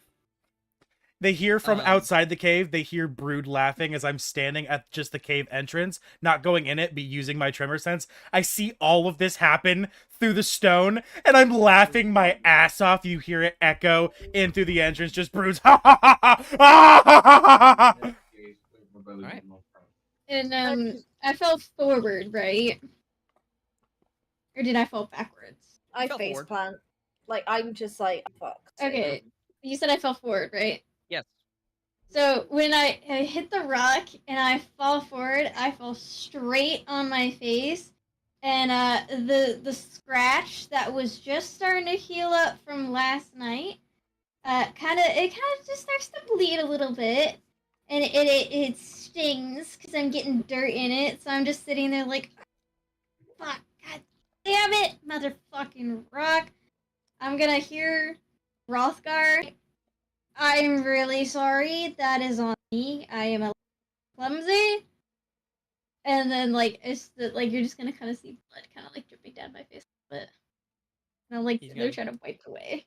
He's gonna kind of get his knuckle and just wipe the blood off. Just glare at you as he's going to continue walking. And I'm really sorry. It's gonna kind of like follow with my head down, like watching where I'm walking now. So, Really? Can I ask a quick question, please? I'm so sorry. Oh, welcome back. Yes, please ask a Yeah. question. Somebody got hit by something, but my internet shit the bed, so I kind of missed what happened. Faerun, if you want to describe, please. Oh, yeah. So, I rolled a nat 1, right? So, I ended up, my foot, I didn't see it. I hit a rock, and I ended up falling forward flat on my face as the rock shot backward from the force and hit Rothgar in the shin. He let out like a loud, it echoed. Brood laughed his ass off at us with his fucking tremor sense, whatever the fuck that is. And my face started bleeding because I landed on the cut from yesterday. And then I apologized to Rothgar, and he just kind of wiped away the blood and just kept walking and was like so angry.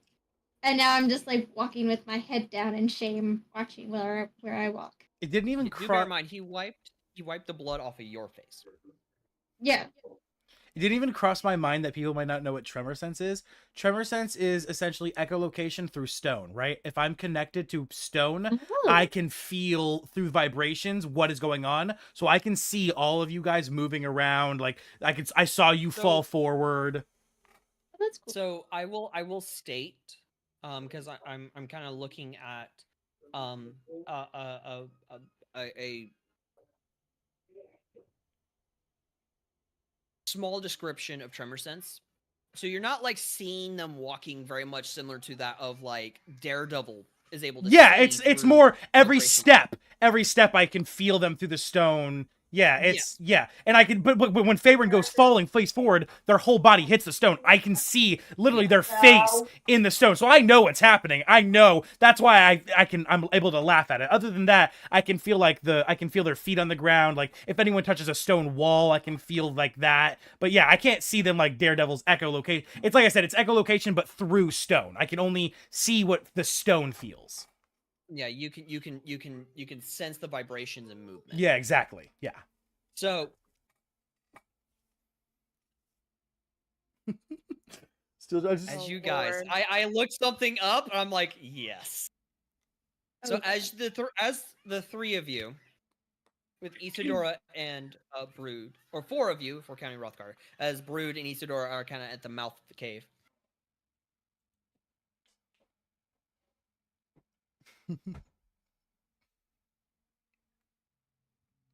Yes. You guys kind of break through the inner mouth of this cave. Your grayish vision is able to kind of detect and see around you with your 60 feet of dark vision. You do see as you're moving closer and closer and closer into this cave. You stop as you kind of see just the bare lip of something that's going over. It is at this point in time, Brood, Ooh. You sense with your tremor sense movement on the wall, on like the inner walls of this cave. Movement of three creatures. Oh, Jesus Christ. Immediately, Faerun, ZARA, and Daniel, your vision is blinded. As someone's casted dark vision, or darkness. Immediately, this darkness surrounds you all. And within the darkness, you guys cannot see, but there's movement around you. Like something swiftly growling at you is moving and kind of bringing you back further and further and further. ZARA, you hear as the three of you are kind of beginning to kind of lose track in everything as you're trying to keep an eye around you, hearing this movement. ZARA, in your daze, you hear behind you that gets you to stop moving. Oh no. No, Alpha, no. Mummy? No. Mother? Mom? I knew it! What? Mom? Called it. Mom, are you there? Mom, I'm scared. It's cold. There's monsters everywhere, Mom. Who left a child in this cave? Like, hello? Are you okay? Sounds like a little girl. Who's here? Where are your parents? Who are your parents? Can we help you? Where are you?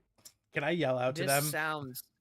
This sound. You don't hear the sound. You don't hear the voice. Well, I mean, but you see the darkness. Yeah. You do. You see the darkness. You can't see into this darkness, and you are sensing with your tremor sense something's moving. Yeah, I just mean like, can I just yell out to the group like on the left, on the right, whatever direction I would yell to them, based off of what I feel. What would you yell? I would just say danger on the direction of where I feel them, based off, like, if the party's in the center of the cave, if I feel the enemies on the left of them, I would yell, danger on the left. If I feel them on the right, danger on the right. If it's just on the top of the roof, danger straight up, just whatever direction. Okay. Faerun, ZARA, and Daniel, if you can, please make perception checks. Okay.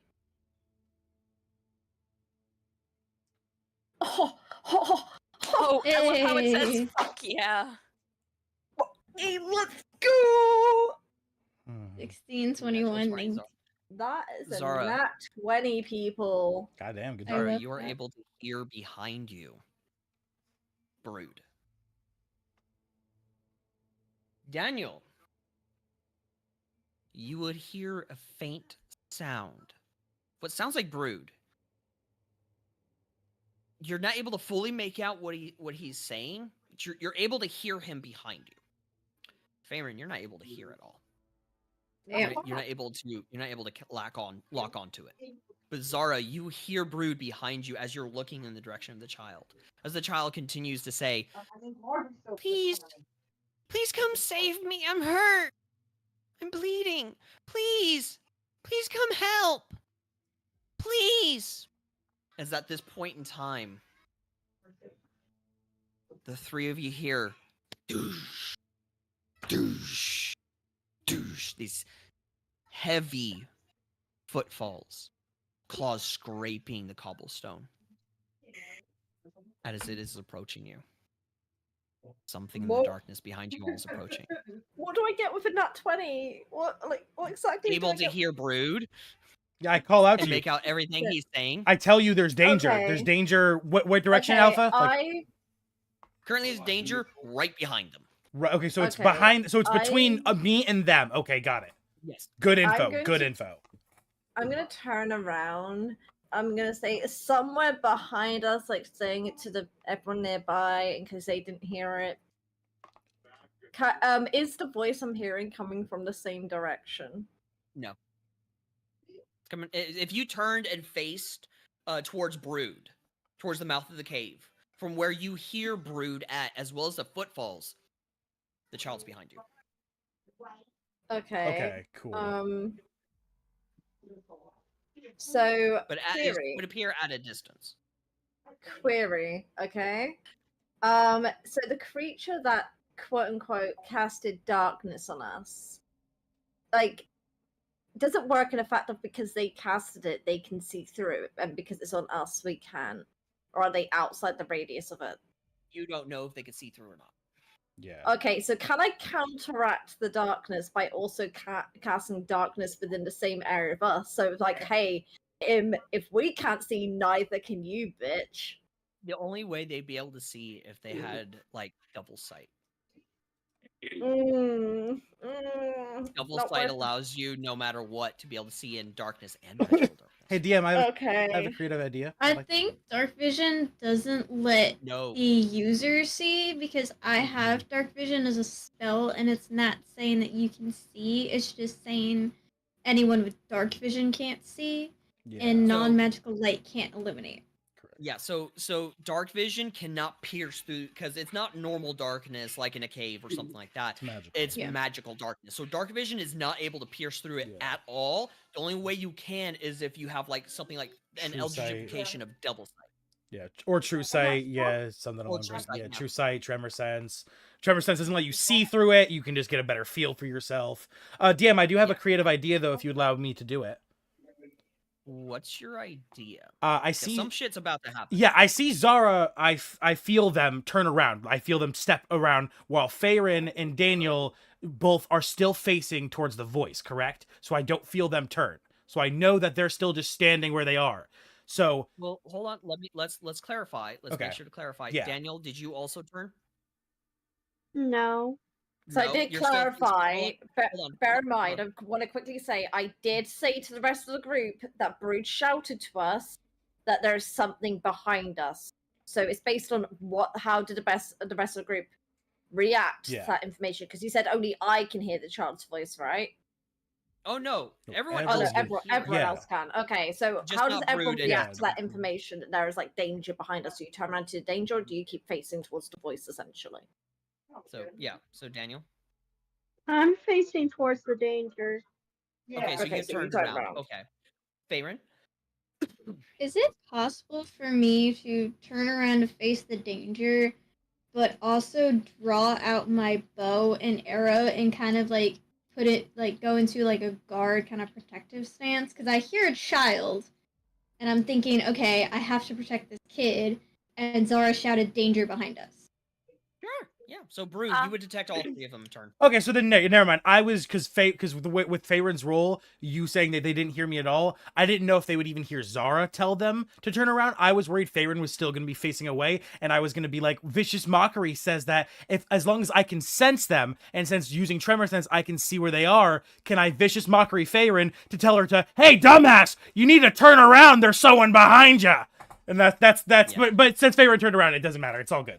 Yeah, No. so the reason why Faerun could not hear you is because Because the of low roll. That's why I was Yeah. going to use the vicious mockery to go around the low roll to try to help Faerun out. But since Faerun turns around, because Zara is able to tell them, it doesn't matter. I was just worried that even Zara, I was worried there was a silent spell as well as darkness. And the reason they couldn't hear me was because not only were they far away, but because everyone can't really hear each other right now. So I was worried Zara telling them, hey, turn around as well, wouldn't even matter. So I was going to use vicious That's why mockery. I clarified. Yeah, that's why I was Yeah. going to. Yeah, I wanted that. Okay, so we're all good.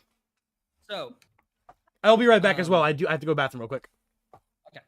So Daniel. Yeah. Well, actually, before I state that, the 3 of you hear immediately thuds, like one about diagonal from Faerun and a thud diagonal from Daniel. So now there's 3 sets of heavy footfalls coming at you all. So Daniel. Isadora has a couple questions. I have 2 questions. Yes. Out of character. You said that there's somebody had cast darkness. Yep. It's gonna sound like a dumb question, but I'm not super keen on D&D, so I'd really like to know what is blind sight, and So does blind sight. Go ahead, ask your question. would that be something that could be utilized to see in the darkness? So blind sight only only gives you a specific amount of distance. So blind sight can perceive its surroundings without relying on sight. Creatures without eyes, such as grimlocks and great oozes, typically have this special sense, as do creatures with echolocation or heightened senses, such as bats and true dragons. If a monster is naturally blind, it has a parenthetical note to this effect, indicating that the radius of its blind sight defines the maximum range of its perception. So, with blind sight, you're able to actually pierce, in a sense, and Brood, correct me if I'm wrong, you're able to pierce and sense through magical darkness and stuff like that because you're naturally blind. It's very similar to the sight of Daredevil. A better example than Daredevil, if anyone knows the Mortal Kombat series. His name is Kenshi. Kenshi, yes. Kenshi. He has this exact. It's like you can see through the very essence of reality itself. It's like you're blind, but at the same time you can see. It's not like echolocation, because echolocation also exists within D&D. But it's its own very essence of the. Yeah, it's a very special. Yeah. The blind sight is at a very minimal distance. Correct. Yeah, usually blind sight's 10 feet. 10 feet. Yeah, exactly. Yeah. Very, very short. Then you're still able to see them. Or if you're into the darkness spell. Exactly. Yeah, it would be good for that too. Okay. So I would like to potentially do 2 things. Okay. Isadora, let me just, did Brood hear what was happening in there, with the child voice at all? No. I only know that there's danger, and I've warned them of that, and you heard me yell that too. Okay. I would like to use message. Okay. And I want to tell Faerun. Isadora's gonna tell them. How do I want to say this? Do bear in mind, you have no idea of what is happening. All you see is darkness from within. Yep. That's fine. I know that there's danger. I know, because Brood had mentioned it. No, that's fine. Because what I'm gonna say isn't going to be specific to what they're hearing.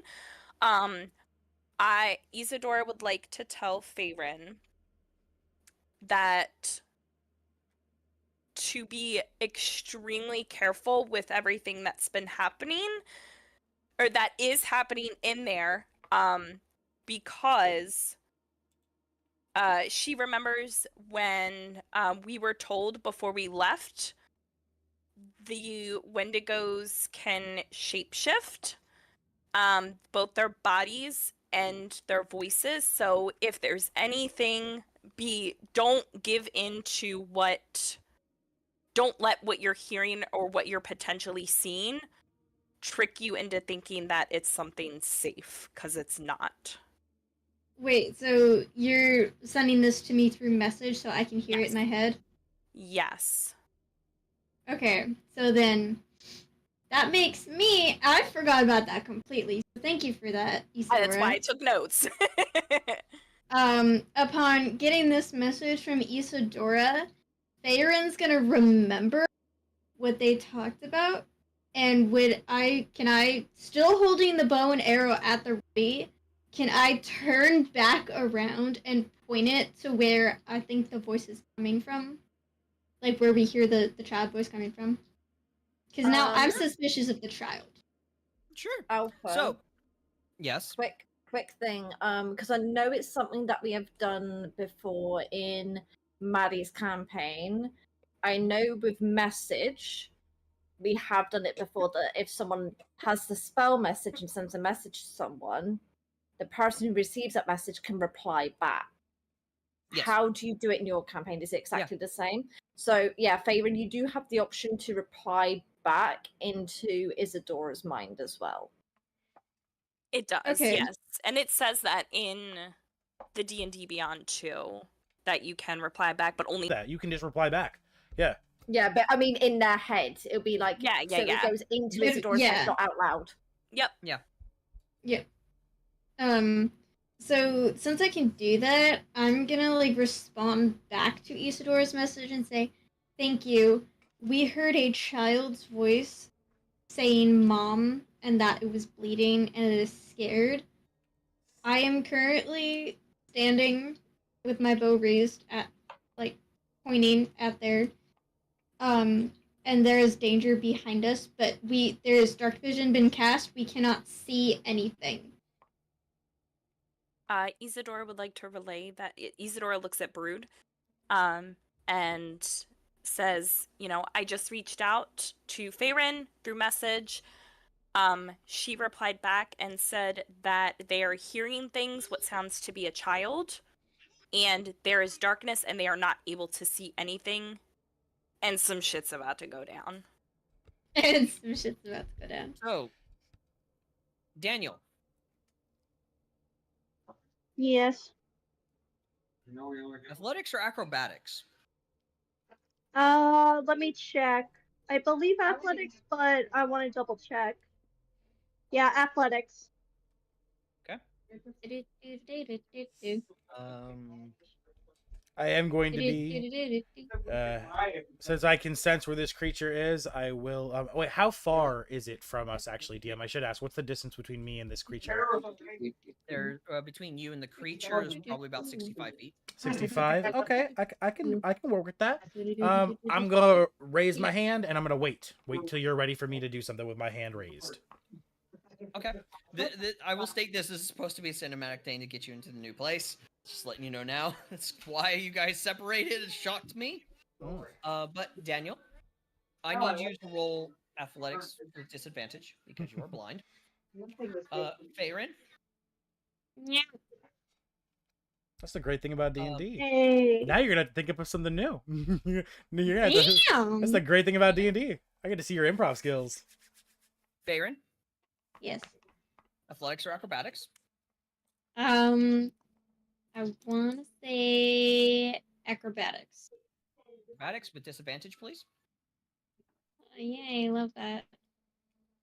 Oh, 7. Okay, and Zara? Stop blast.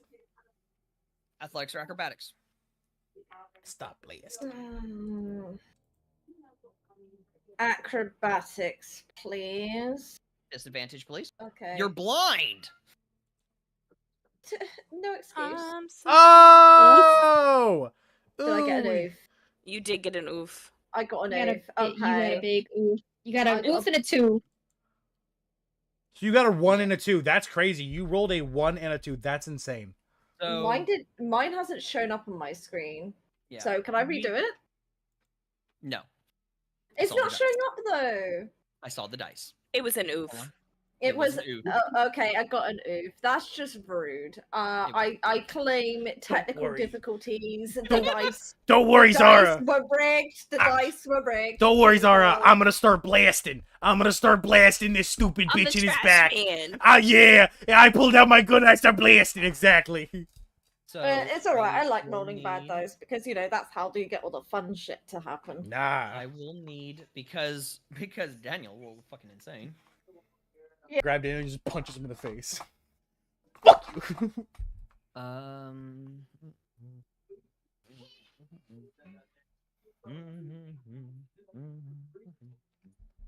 See, I don't know. Have you updated this month's inspirations alpha? I have, yes. You have. Mm-hmm. And I wanna use Wiles? inspiration. I'm about to drop a 3rd level guiding bolt on this motherfucker's back. I'm about That's to. not what I wanted. I'm gonna start blasting.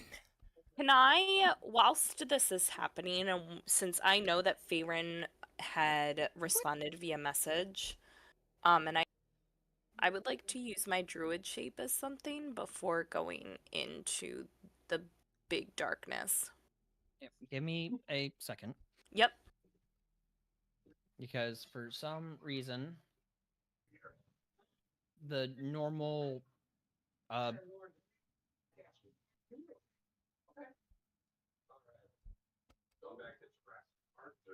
oh, apparently that. This is why I love D&D so much. Like, because Alpha was Give like me planning for fucking- us all to go in at the same time, and now he has to deal with the fact that we're split up and we can actually like group up on this motherfucker. Like this is why I love D&D, because my players do the same stupid shit. Like, they always fuck with me and they always find the way to be like, well, god damn it, now I have to find a way to work with this. So by this guy, but we'll be the one group that instead beats the shit out of him, walks into the cave with his fucking decapitated head, throw that shit on the ground and say, come on, fuckers, let's go. Yeah, bear My with screen me just really went quick. fucking white. That's why I said Oh. bear with me real quick. Yeah. Bro, you just blinded me. Technical difficulties, everyone, hold on a moment. Technical difficulties. I should Everybody's have just getting flashed away. flashbanged. Wait. Alpha, We're why all did dead. you just flash me? TPK'd. Why did you just flash me, Alpha? Flashing everyone. Oh my god, please no. Minus some Whoa! people. Minus some people. I It's did it. supposed I to was be a the joke. one. Have you That heard the tale of succeeded. Craig's mom's bush? In the night that it saved us from drones, everyone thought it was shaggy and gross. Are you just? Can you please say that you're just singing this down the fucking cave? Craig's mom lived a life of shame and despair. Everyone feared her great giant bush. I'm sorry, South Park songs live rent-free in my head. They all live rent-free in my head. I know all of them. Carl's mom's a bitch, a big fat bitch, a biggest bitch in the whole wide world. She's stupid, God, bitch. If there was a bitch, there's a bitch to all the boys and girls. On Monday, she's bitch. On Tuesday, she's on Wednesday and Saturday, she's I a bitch. cannot do Every day, bitch. I've May a activated the biatch. There, I'll do this. Instead of trying to do other things, I'll do that. Have you ever met my friend Cosmo? She's a biggest bitch. I fucking love that song. What sticks with me the most for some reason is, what would Brian Boitano do if he was here right now? He'd probably kick an ass or two. That's what Brian Boitano do. I don't know why of all the ones, but the one about the fucking goddamn skater. All right. So, Farron and Zara. Mm-hmm. Farron.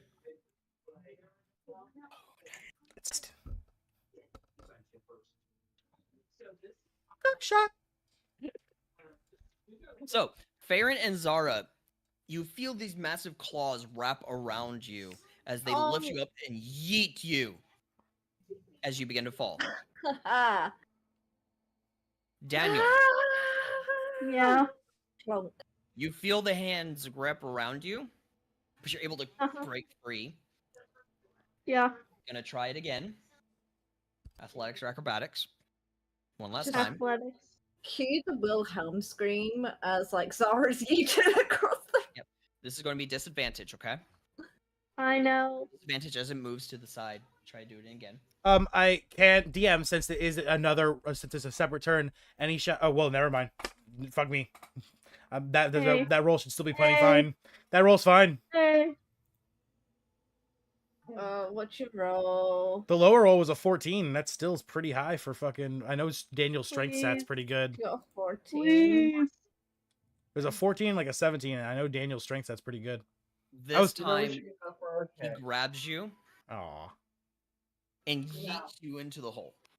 Yeah. Rude. I'm gonna blast him. You do not sense your allies. Yeah, and as that happens, I'm gonna blast him. I'm guiding bolt his ass. Right, you guiding bolt. You need to see. You do need to see where it is. Right? Oh no!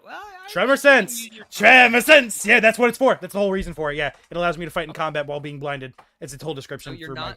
So you're not disadvantaged. Go ahead and roll a d20 plus your modifier. Yep, d20 plus a fucking 8, because I'm a goddamn dirty cleric.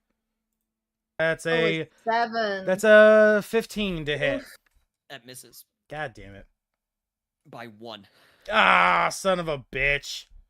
Immediately as that blast goes past, you sense with your tremor sense these creatures disperse. Oh. And you currently do not sense them. God. Well, I mean, I look at Isadora and I say, well, looks like we gotta get new allies. They died. I can only assume they died. They're not in there anymore. And neither is the thing that took them or killed them. Everything's gone. Well, they're fucked and fucks off. I look at Isadora. What should we? I feel like it's a fool's errand to run in behind them after witnessing what we just Well, I mean, I witnessed. Well, I didn't really witness it. Do we? I look at Isadora. Bail? Bail? Fucking bail. So Isadora, because this was part of what I wanted to do. Isadora would like to.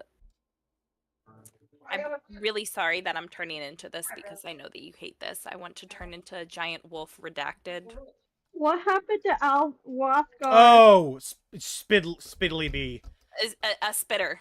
Yeah, Spiddly Bee. Going around your goddamn trying... trigger, man. We're trying to help you here. That's why I said a giant wolf redacted. I said Spiddly Bee. How'd you? Should I say Tom Holland from now on? Anytime you want to say that, say Tom Holland. I'm turning into a giant Tom Holland. Tom Holland. A wolf Tom Holland. I'm not. Okay, that's fine. I could pick something different. Andrew Garfield? Andrew Garfield? Tobey Maguire? Tobey Maguire. Oh, not the name. It's not the name. No, right. Black Widow? Hold on. Black Widow. Oh, hold on. The reason why I'm saying. No, I know. I know. Because if you wild shape into that, I actually have to find it. That's okay. And move it to you your can character, and you're gonna look like it. I know. I'm sorry. I'm pretty sorry. sure Isadora, just a little. If you want a good one, you could do like maybe a mole or something. You can dig through the ground, and you also have blind sight. So, okay. I want to do.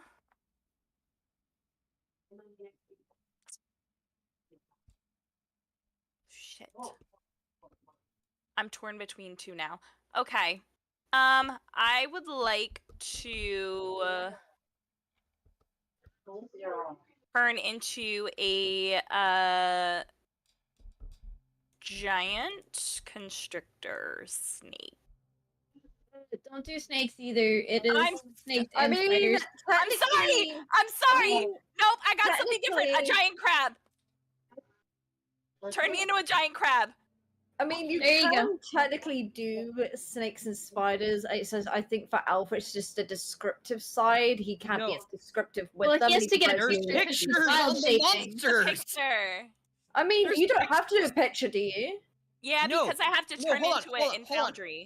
hold on, yeah, hold on. I actually have to move the creature, like I find it in the compendium. I have to move it onto their character sheet. Select wild shape. Their picture becomes that. Oh, Remember when I okay. turned That's why into I'm the like, T-Rex? no. I morphed into the T-Rex and took up like Yeah. 6 squares of space. So what are you changing into? A giant crab. Giant crab. Okay. Call me Eugene. Okay, a giant crab. I'm gonna call you a Knight in Atlantic City is what I'm gonna call What? you. What CR I'm rating? gonna can call you do? Fish Stew. I can do. It's 1. CR rating 1. And this is the giant crab size is 1/8. Wait, size. What? Wait, did you ask me the size? No, the CR rating. The challenge rating. It's Challenge rating. 1/8. It says. Yeah, it's a 1/8. Yeah, it's a 1/8. Yeah, Okay. she can do it. Mm-hmm. I sent her a whole good list. I He think did send me a list. Yeah, I sent and her- I made sure yeah. that I picked something under 1. Yeah, I sent her a whole One or good, under. very good list for it. The one I send to my players all the time. Yeah, so as you guys can see now, her picture looks like a crab face. So that's why I'm like, they have pictures. I can't do that unless you Yes, want I me to love it. hyperventilate. I see. All right, so Look at you're that you are little now crab. you are now a medium-sized crab. Such a handsome crab. Thank you. Oh. Right. And so, Isadora is going, and her crabby self are gonna crab walk, into the gaping hole. Really? I look Yep. at the crab. I look at the crab scuttle, the little scuttle crab scuttle, and Yep. Oh man, Rob, Isadora this is- claps her little claws as she scuttles away. All right, you know what? You know what? This is round 2. Exactly. This is round 2 of me being able to attack that fucking bastard. So you know what? I'm gonna watch Isadora go in, so I get a second chance to blast that bitch from the back. All right, I'm ready. I'm watching Isadora go in, hand raised. I'm ready to blast again. I want to take a chunk of flesh out of this bitch. I'm gonna take his life whether he likes it or not. Everybody loves a good blast from the back. Shut the fuck You just hear Zara in the distance, like she's like, "Help! Help!" So Help as you are making your way in, immediately they're going to try. One of them is going to try and grab you from above. Hey, I feel it on Like the a claw ceiling. machine? I feel it on the ceiling. I raise my hand. The ceiling's way too tall. You do not. Wait, how tall is this cave? They are large. It was just standing there. It was not moving. They disperse Okay. and they stop moving. So if they stop moving, you feel nothing. I mean, I can still feel their bodies, like it feels like I can feel shapes connected to the stone and everything. Because I have tremor sense, but I have stone cunning tremor sense. So specifically for me, anything connected to stone that isn't stone, I can feel the difference between the two. So unless their bodies are made of stone, if they're touching stone, I can see that they're different. That's the whole reason. That's what I've got. Okay. So yeah. So I would say they were away from the mouth of the cave, but they're still within the vicinity. Okay. So it can literally reach over and grab. Farron? Oh, not Farron, Yeah. sorry. Isadora? Yes. I need you, for me, please. I need to refresh my foundry real quick. See if you're gonna pop up. Your new crabby form. Yes. Because foundry likes to be slow. You said refresh it? No, for me. Oh. Yeah, I'm refreshing. See if you will pop up. I think it's just a skill issue, Alfie. You need to get better at working with There it is. Foundry. You Okay, honestly so- really do. Jesus Athletics, Christ. athletics or acrobatics? Let me see. I have another question to ask after that, DM. What? You said athletics, or what was the other one? Acrobatics. The spell casted was darkness, correct, DM? Acrobatics. Acrobatics? Okay. Yes, the spell is the spell of darkness. Okay, let me make sure. I want to check something. This will not be disadvantaged because you are able to see with blind sight. Okay. Look at my little crab. Okay. So it doesn't say I need to cast the spell light. Therefore, I'm going to be able to light up this cave. Okay, got it. Cool. I have a question. Do Actually, I not? Hold on. Actually, for me, with homebrewing, light cannot pierce magical darkness. That's what I'm saying. The spell says non-magical light. So if it's magical light, even magical. Oh, okay. Yeah. Even magical. Why was it only a +1 and not a +3? Is it because I'm crabby? Yes. Got it.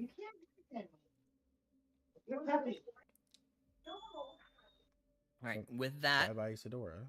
You are grabbed and yeeted in the hole. Brood, you feel none of your allies. Yeah, I don't. Remember what I said. This is transition. As I'm going down the hole, I'm just going whoop whoop whoop whoop whoop whoop whoop. Yeah, well, I know that, but god damn it. This the is the echoes of my scuttle. This is the problem with hardcore Damn realism it, D&D. Isadora, you made him cough again. So sorry, We're gonna kill our poor DM. So sorry. Fuck. So sorry.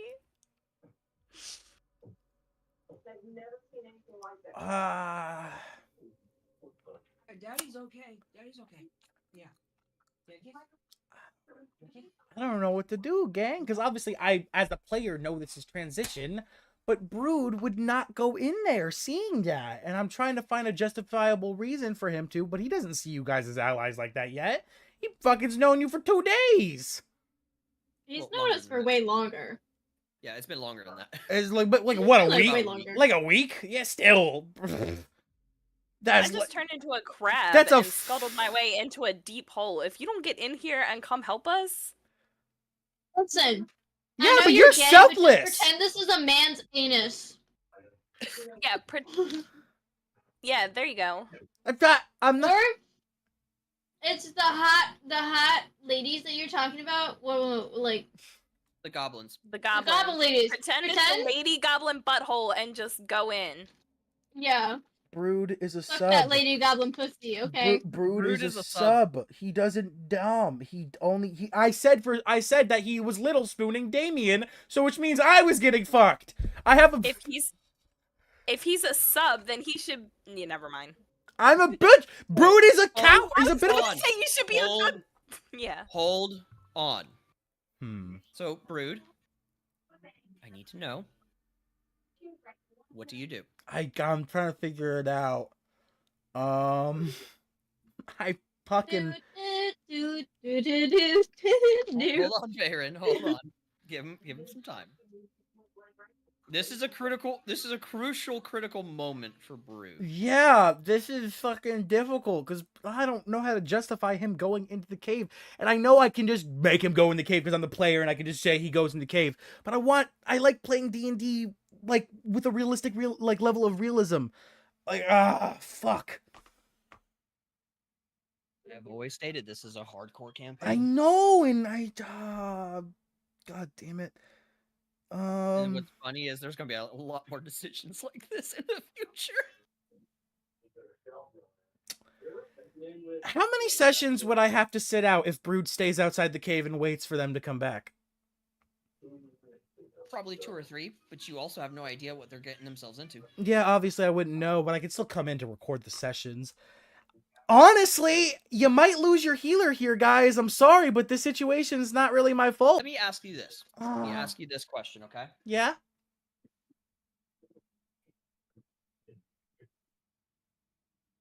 Where's the rest of this? With the length of travel and time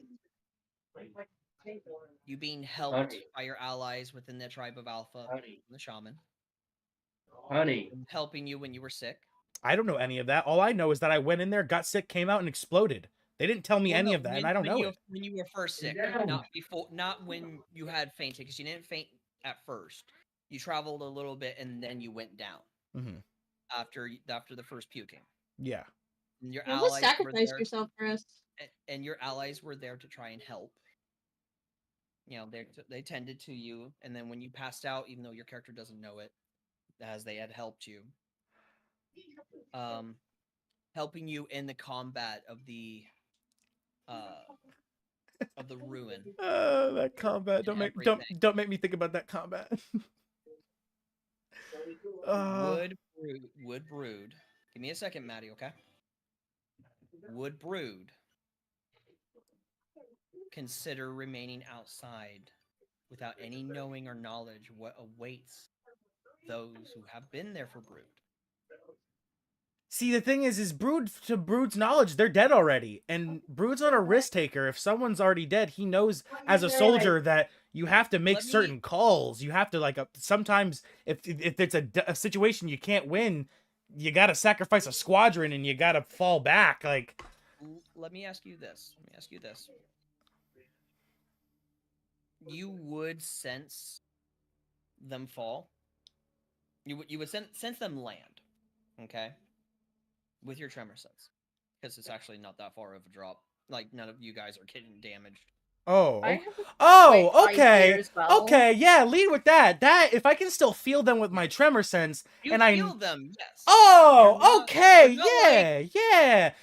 When I first stated that you don't feel them anymore, is because they were lifted up and thrown. I thought this was I thought this was an Alice in Wonderland rabbit hole situation where they're falling and falling. They might not take any damage, but they're just falling and falling, and I have no idea. No. Okay, so yeah, me knowing they're not dead. Yeah, I guess. I guess I'll go in. I guess. Okay. Because if you still decided to stay out there, it's fine. That's your decision. That's your character. Yeah, yeah, if I feel them, though, that does, Brood, they're not dead yet. He wouldn't sacrifice a squadron of alive soldiers. It's more of a situation of, like, if he sees, like, 7 out of 9 people are dead, and it's like, gonna get more people killed to just run in to try to save 2 who are still left. He's not gonna make that call. He's a smart soldier. And it's sad, but it's realistic for a soldier. So, yeah, I'll go in, yeah. For Hephaestus! And I charge in. You charging in? Yep. Okay. As you charging into the darkness. And I'm just hand forward, whole time, cantrip, firebolt, cantrip, firebolt, cantrip, firebolt, firebolt, firebolt, firebolt. You are blasting. Just nothing. Just obviously, I'm not aiming at anything. Just fucking. Bah, bah, bah, bah. Athletics or acrobatics? Motherfucker, you're asking. I guess. Which one do you want to do? Negatives. Actually, no. Actually, my athletics is a +4. Never mind athletics. Let me take that one. Fuck. I thought my athletics was garbage. Athletics, please. Shit. Normal, because tremor sense, right? Mm-hmm. Oh, shit. Come on. Let me hit at least one of them. I go blast. I got a 21. Yep. Come on. You are immediately grabbed and yeeted. Ah, god damn it. 21. Damn it. So as you begin falling, still blasting. Probably like still blasting. 6-foot fall, like 6-7 foot fall. As you just land on the ground, you guys find yourselves as light begins to appear within, kind of overshadowing and illuminating this area. I'd like to say for everyone as they see this happen, or I don't know if y'all really see it, but you more than likely hear it. This fireball. I land, I hit the ground. Fireball. I'm still just shooting firebolts into the air helplessly, and I turn around. I look at, I see all of you guys. Fireball. One more time. So you're all alive. I definitely wasn't contemplating going back to the guild and saying we failed. Am I still a crab? Yes, you are. I just Correct. as you all have landed, kind of trying to get yourselves up. Farron, you land on your back. Oh no, you land on your stomach. You kind of roll over. You see Rothgar kind of coming down at you Oh shit. as he Wait, lands down. I must have misheard that. Did I hear Rothgar's going down on Farron? Falling down. Oh, Falling. oh! I was so confused. I was beyond I confused. wish he would go down on me, but he's probably not to that point yet. I was So my bad. he would land one knee on one side of Farron's waist, a foot or a paw on the other side, as he has a fist down right beside Farron's head. And he's just looking down at her. I'm just gonna like look up at him, wide fucking eyed, like, well, this is definitely something. He's gonna go ahead and Hi, get up. puppy. Him. I want to command him to flirt with Farron. Isadora is gonna clap her claws together and be like, Hey, I'm trying to help. I'm trying to help Farron. It's like this. yeah. Woo, woo, woo. Upon that, I'm just gonna like be like, Command. No. No. Fuck command flirt. I want to do command love. Oh my god. I'm helping you in the long Oh. run. I'm looking for the long run helping for Farron. I'm trying to get them married. Brood. Yeah? Idiot? Brood, just let me do it on my own. Cast your spell if you want to do it. Let Oh! me do it on my own. Do it. All right, Farron, if you want me not to. Hey, he's giving me a chance here. If you want me not to take it, I'll walk away. But I'm just saying. let me do it on, like, I want him to love me of his own free will. I don't want any, like, spells to kind of, like, change his hand. And if he's gonna love me and marry me, I want him to love me and marry. If you catch my drift. So as you all begin to stand, getting yourselves up and everything, you hear at a distance away. You're not able to see them. Brood, you're able to sense them though, with your tremor sense.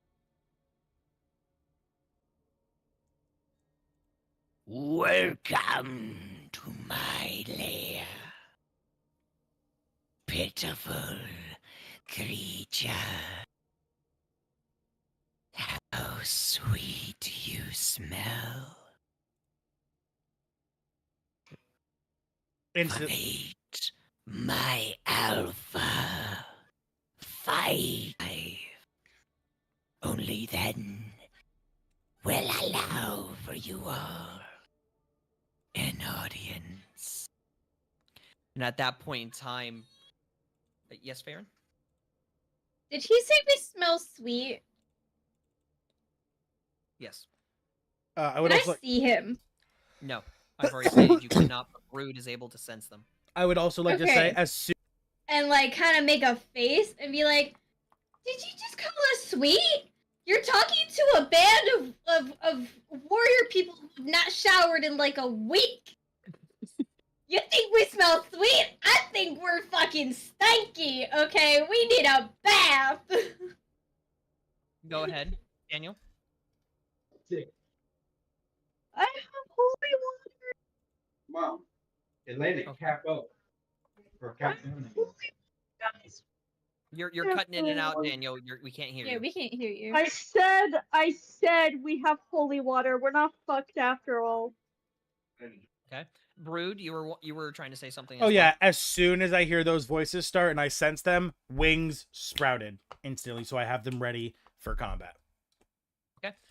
Immediately, like everyone feels this, but Brood, you really feel this as a massive puncture emanates from the ice underneath, and this is you see these two sets of claws, large claws, getting up.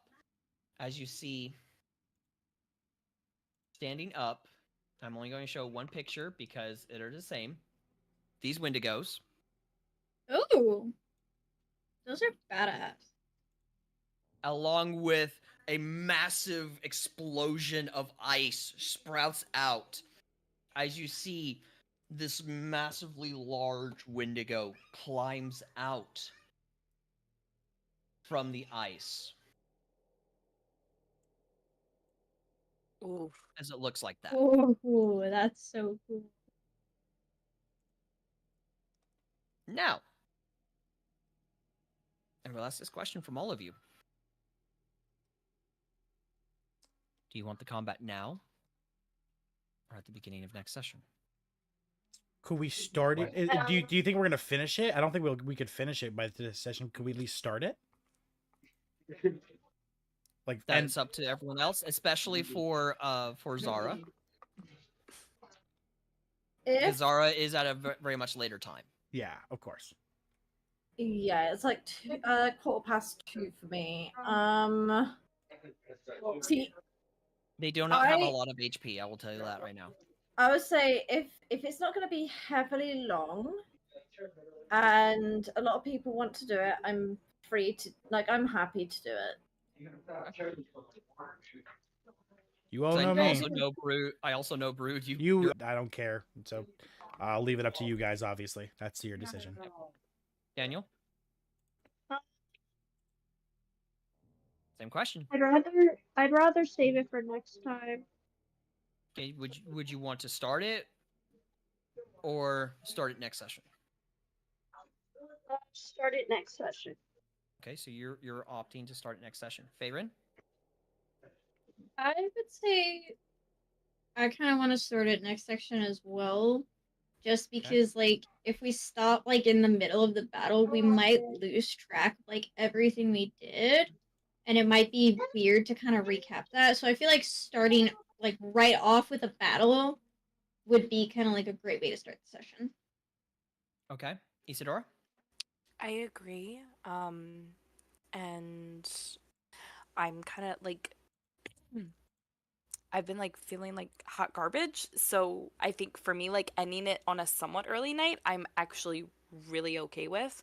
And I agree, I think starting it off next session would be a really good way to get the campaign going. Everybody's ready, it's something super exciting, it's a good way for everybody to just kind of jump in.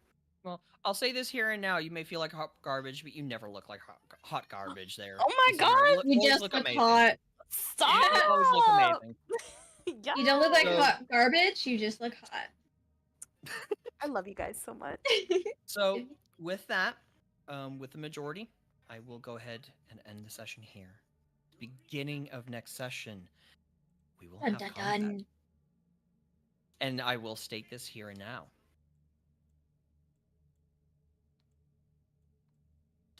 Some things are going to happen come next session based on dice rolls. I'm a crab. I can't wait. Zara? Yes? With what we talked about, I need you to do me a favor and make sure to send that to me in a message. So that way you have it and I have it. Okay? Okay. Before session. Well, we're at the end of this session, so we're going to probably have to talk about it after this session just to re-clarify what I need to type into a message, because I don't know what you're on about at this point. Okay. The exact information you're on about that you need to know. That's fine. So with that, we will end the session here with all of you facing these 3 Wendigos. I will state this here and now. This, right here, is the Wendigo Alpha. Yay. Yes, Faerun? Cool. So I have a question. How's this gonna work? No. It's a Wendigo. It looks badass as fuck, but I want my puppy. For Damiana, how, if he comes back next session, if he's, ready to go and everything, how are we gonna, reintroduce him back? He's been here. He was gone this whole entire... He's been following us. I would say Damiana has been following. Yeah. He's just been silent, not really communicating or anything like that. He's with you guys. Oh yeah, that sounds like Damiana anyway. That's about right for the character. No, Fair. Alpha. Just throw in some things about boobs and you're good. He was out fondling a woman's breasts all Just- night. There you go. Ogling himself, just looking down and just doing this. Yeah. Yeah. Yep. Hold on, I can't do that. I can't do that. I can. You have to subscribe to my OnlyFans. I've got. If you Oh do no! this. I'll show them free on YouTube. If you like this, if this makes you subscribe, yo, here you go. I love how you got more titty than me. I am This is kinda 200. sad. I'm 220 pounds. I'm a fat bastard. Okay. I'm 90. I got no. Anyways, You're a guy. I got C's. Yeah, I got C's. I got double A's. I'll lend out my boobs. I'll give you some. Please. Girl, give me. Take give some. me. Take so some, Jess. Don't worry. with this Baby girl. session, I will go to each individual. Actually, no, Brood. Yes. You want And the to- recording, because that is only for live viewers to get to see. All right, as always, we have reached the end of today's recording. Thank you guys so much for coming out, all of you beautiful adventurers of the Orphan Guild. And if you enjoy this kind of content and you want to see more, I host my own sessions every Fridays, Saturdays, and Sundays. On Fridays and Sundays, we meet from 4 o'clock p.m. to 8 o'clock p.m. Eastern Standard Time. And on Saturdays, we meet from 2 o'clock p.m. to 6 o'clock p.m. Eastern Standard Time. As always, I've been your host, the D&D Orphan, signing off to all of you guys, and I'll see you all next time. All right. Recording is done. Now we can do the shit for the live viewers. All right, so starting with Zara, so Zara can get to sleep because I know it's very late for Zara. Yes. What did you think of today's session? I thoroughly enjoyed it. I love the section where we had a massive kind of lore drop and how that all was. The dice were kind to me last session. They returned the kindness to me, and they very quickly took it away this session. It was simply a lie how kind the dice were to me last session. So I'm still cursed with the unlucky dice, as I have been for the whole of the beginning of this year, but let's hope that it turns around eventually. But either way, the session, I loved it. I really loved all the twists and turns it has taken today, especially with like the child and the cave. Thoroughly looking forward to next session. Good.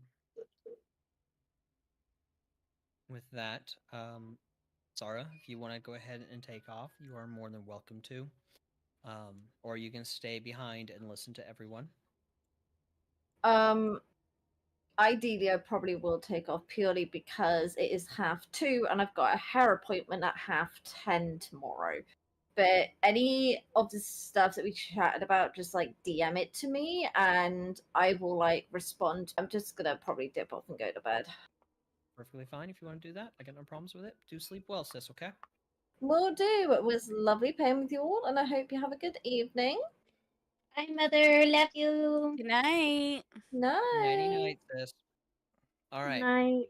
From here, we will go ahead and move to Brood.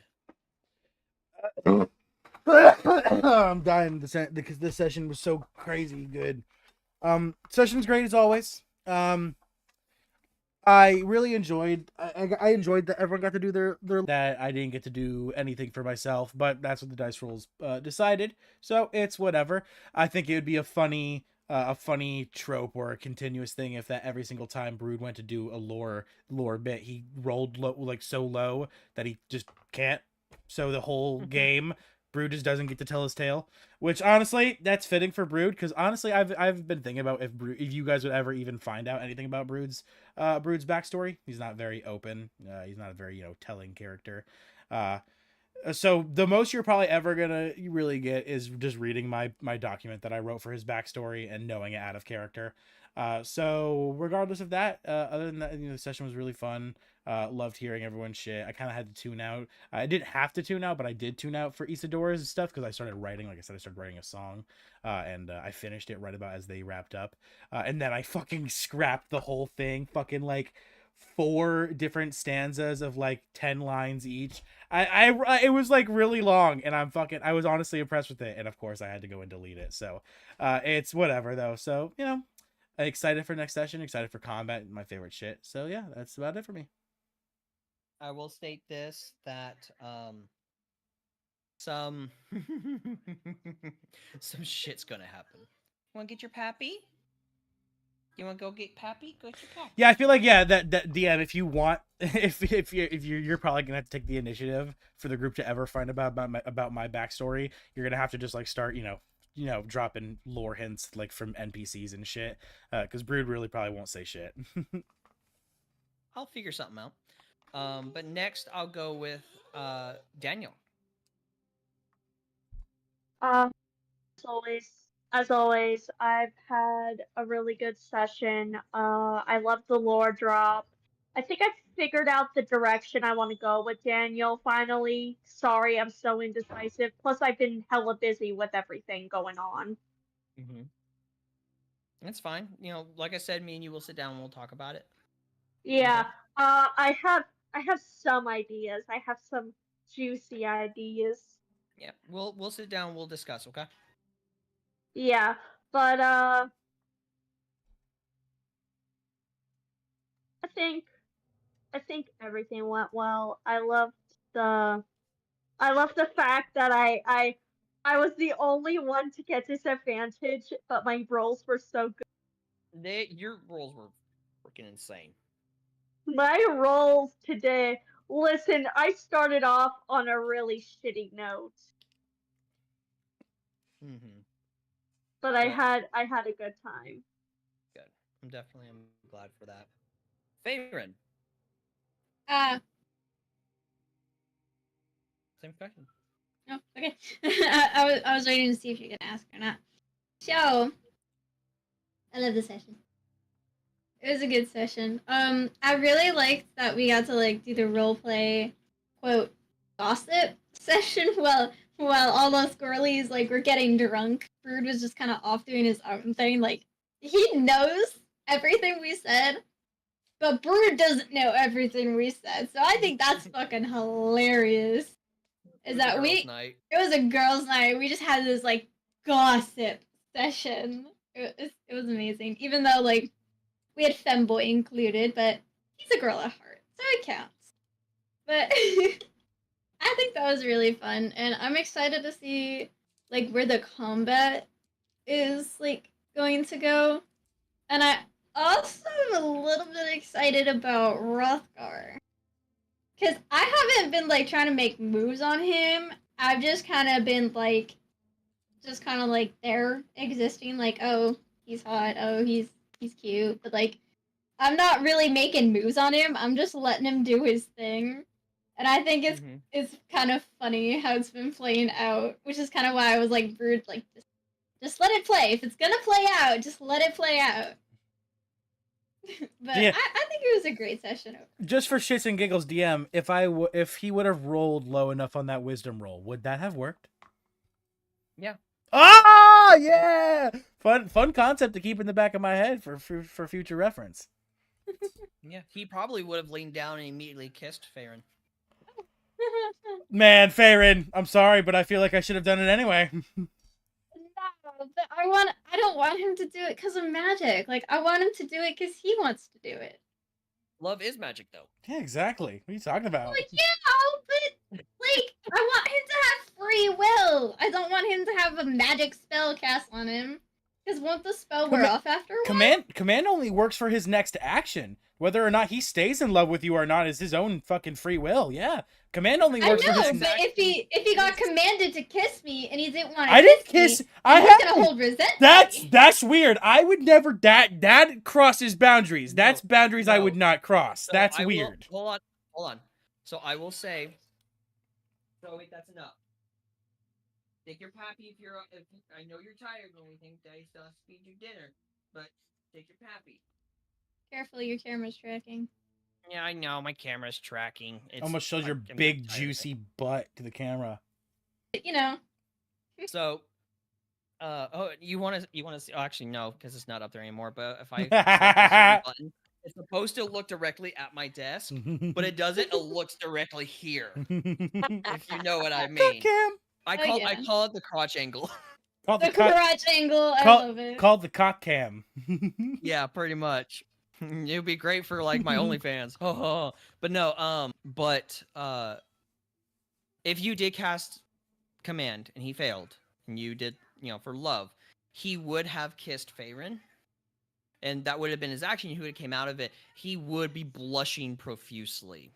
Like, you wouldn't see the blush, but you would have seen the facial expression of him. I would have blushing and nervous. It would have just been me helping push things along a little bit faster. Let's be here for both the people watching at home, still watching the live stream VOD, and for everyone in the group. I would never is a different thing entirely. Command spell, like I said, it's one action, and doing something like love or flirt.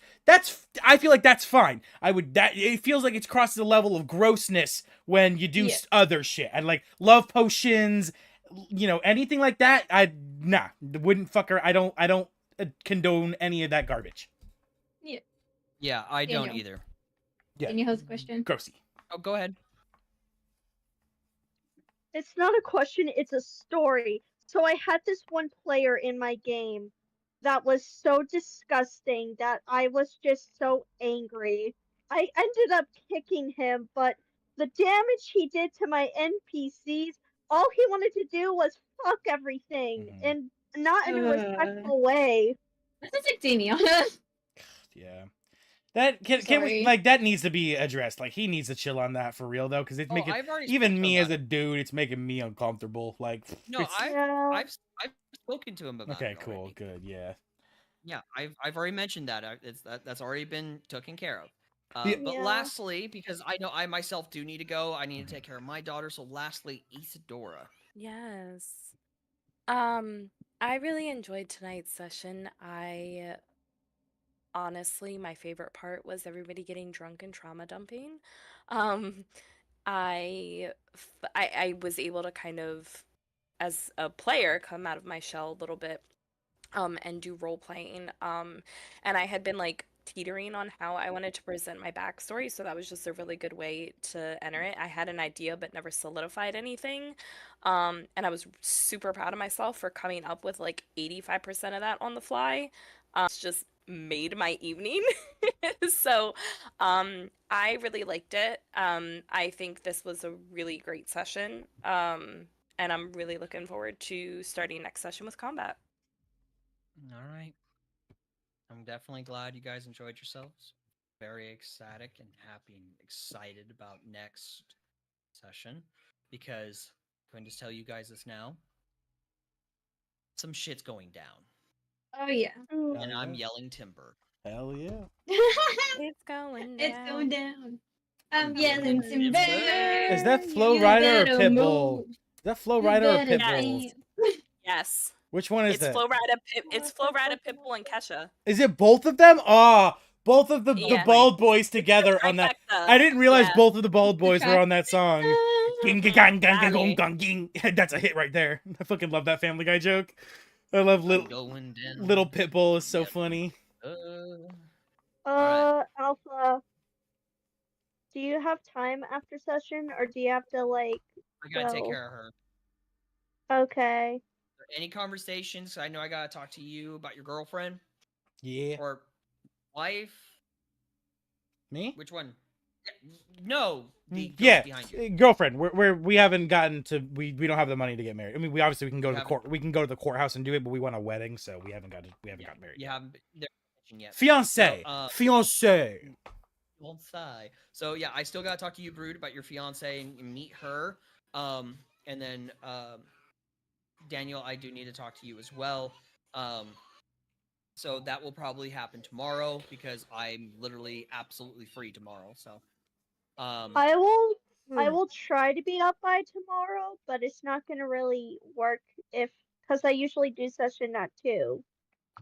Yep, I'm gonna be up early.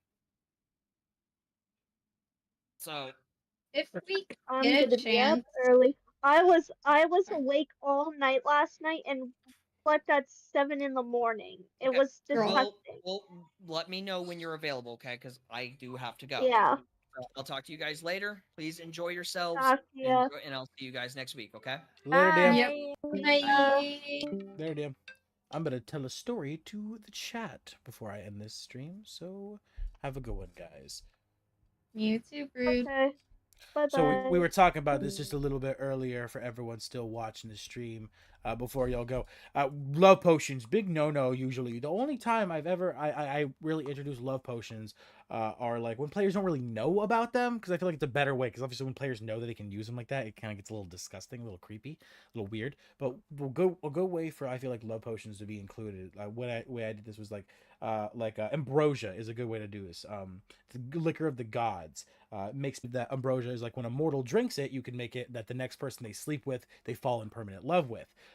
Don't let your players know about the latter effect. Only know that it's just like the liquor of the gods. It's super strong. So like you give them this super strong liquor, and then they use it on someone, and they accidentally make them fall in permanent love with someone. They don't willingly know it, and they don't know, they're not doing it on purpose to be creepy. It's just like kind of an after effect thing. And that actually happened where one of my players, a evil druid, got his hands on this ambrosia and drugged the entirety of the tavern, and the entire group of people having a party, including the tavern owner and the tavern runner, a maid by the name of Gwendolyn, right? And Gwendolyn had the hots for another player by the name of Atlan, and Gwendolyn's an NPC.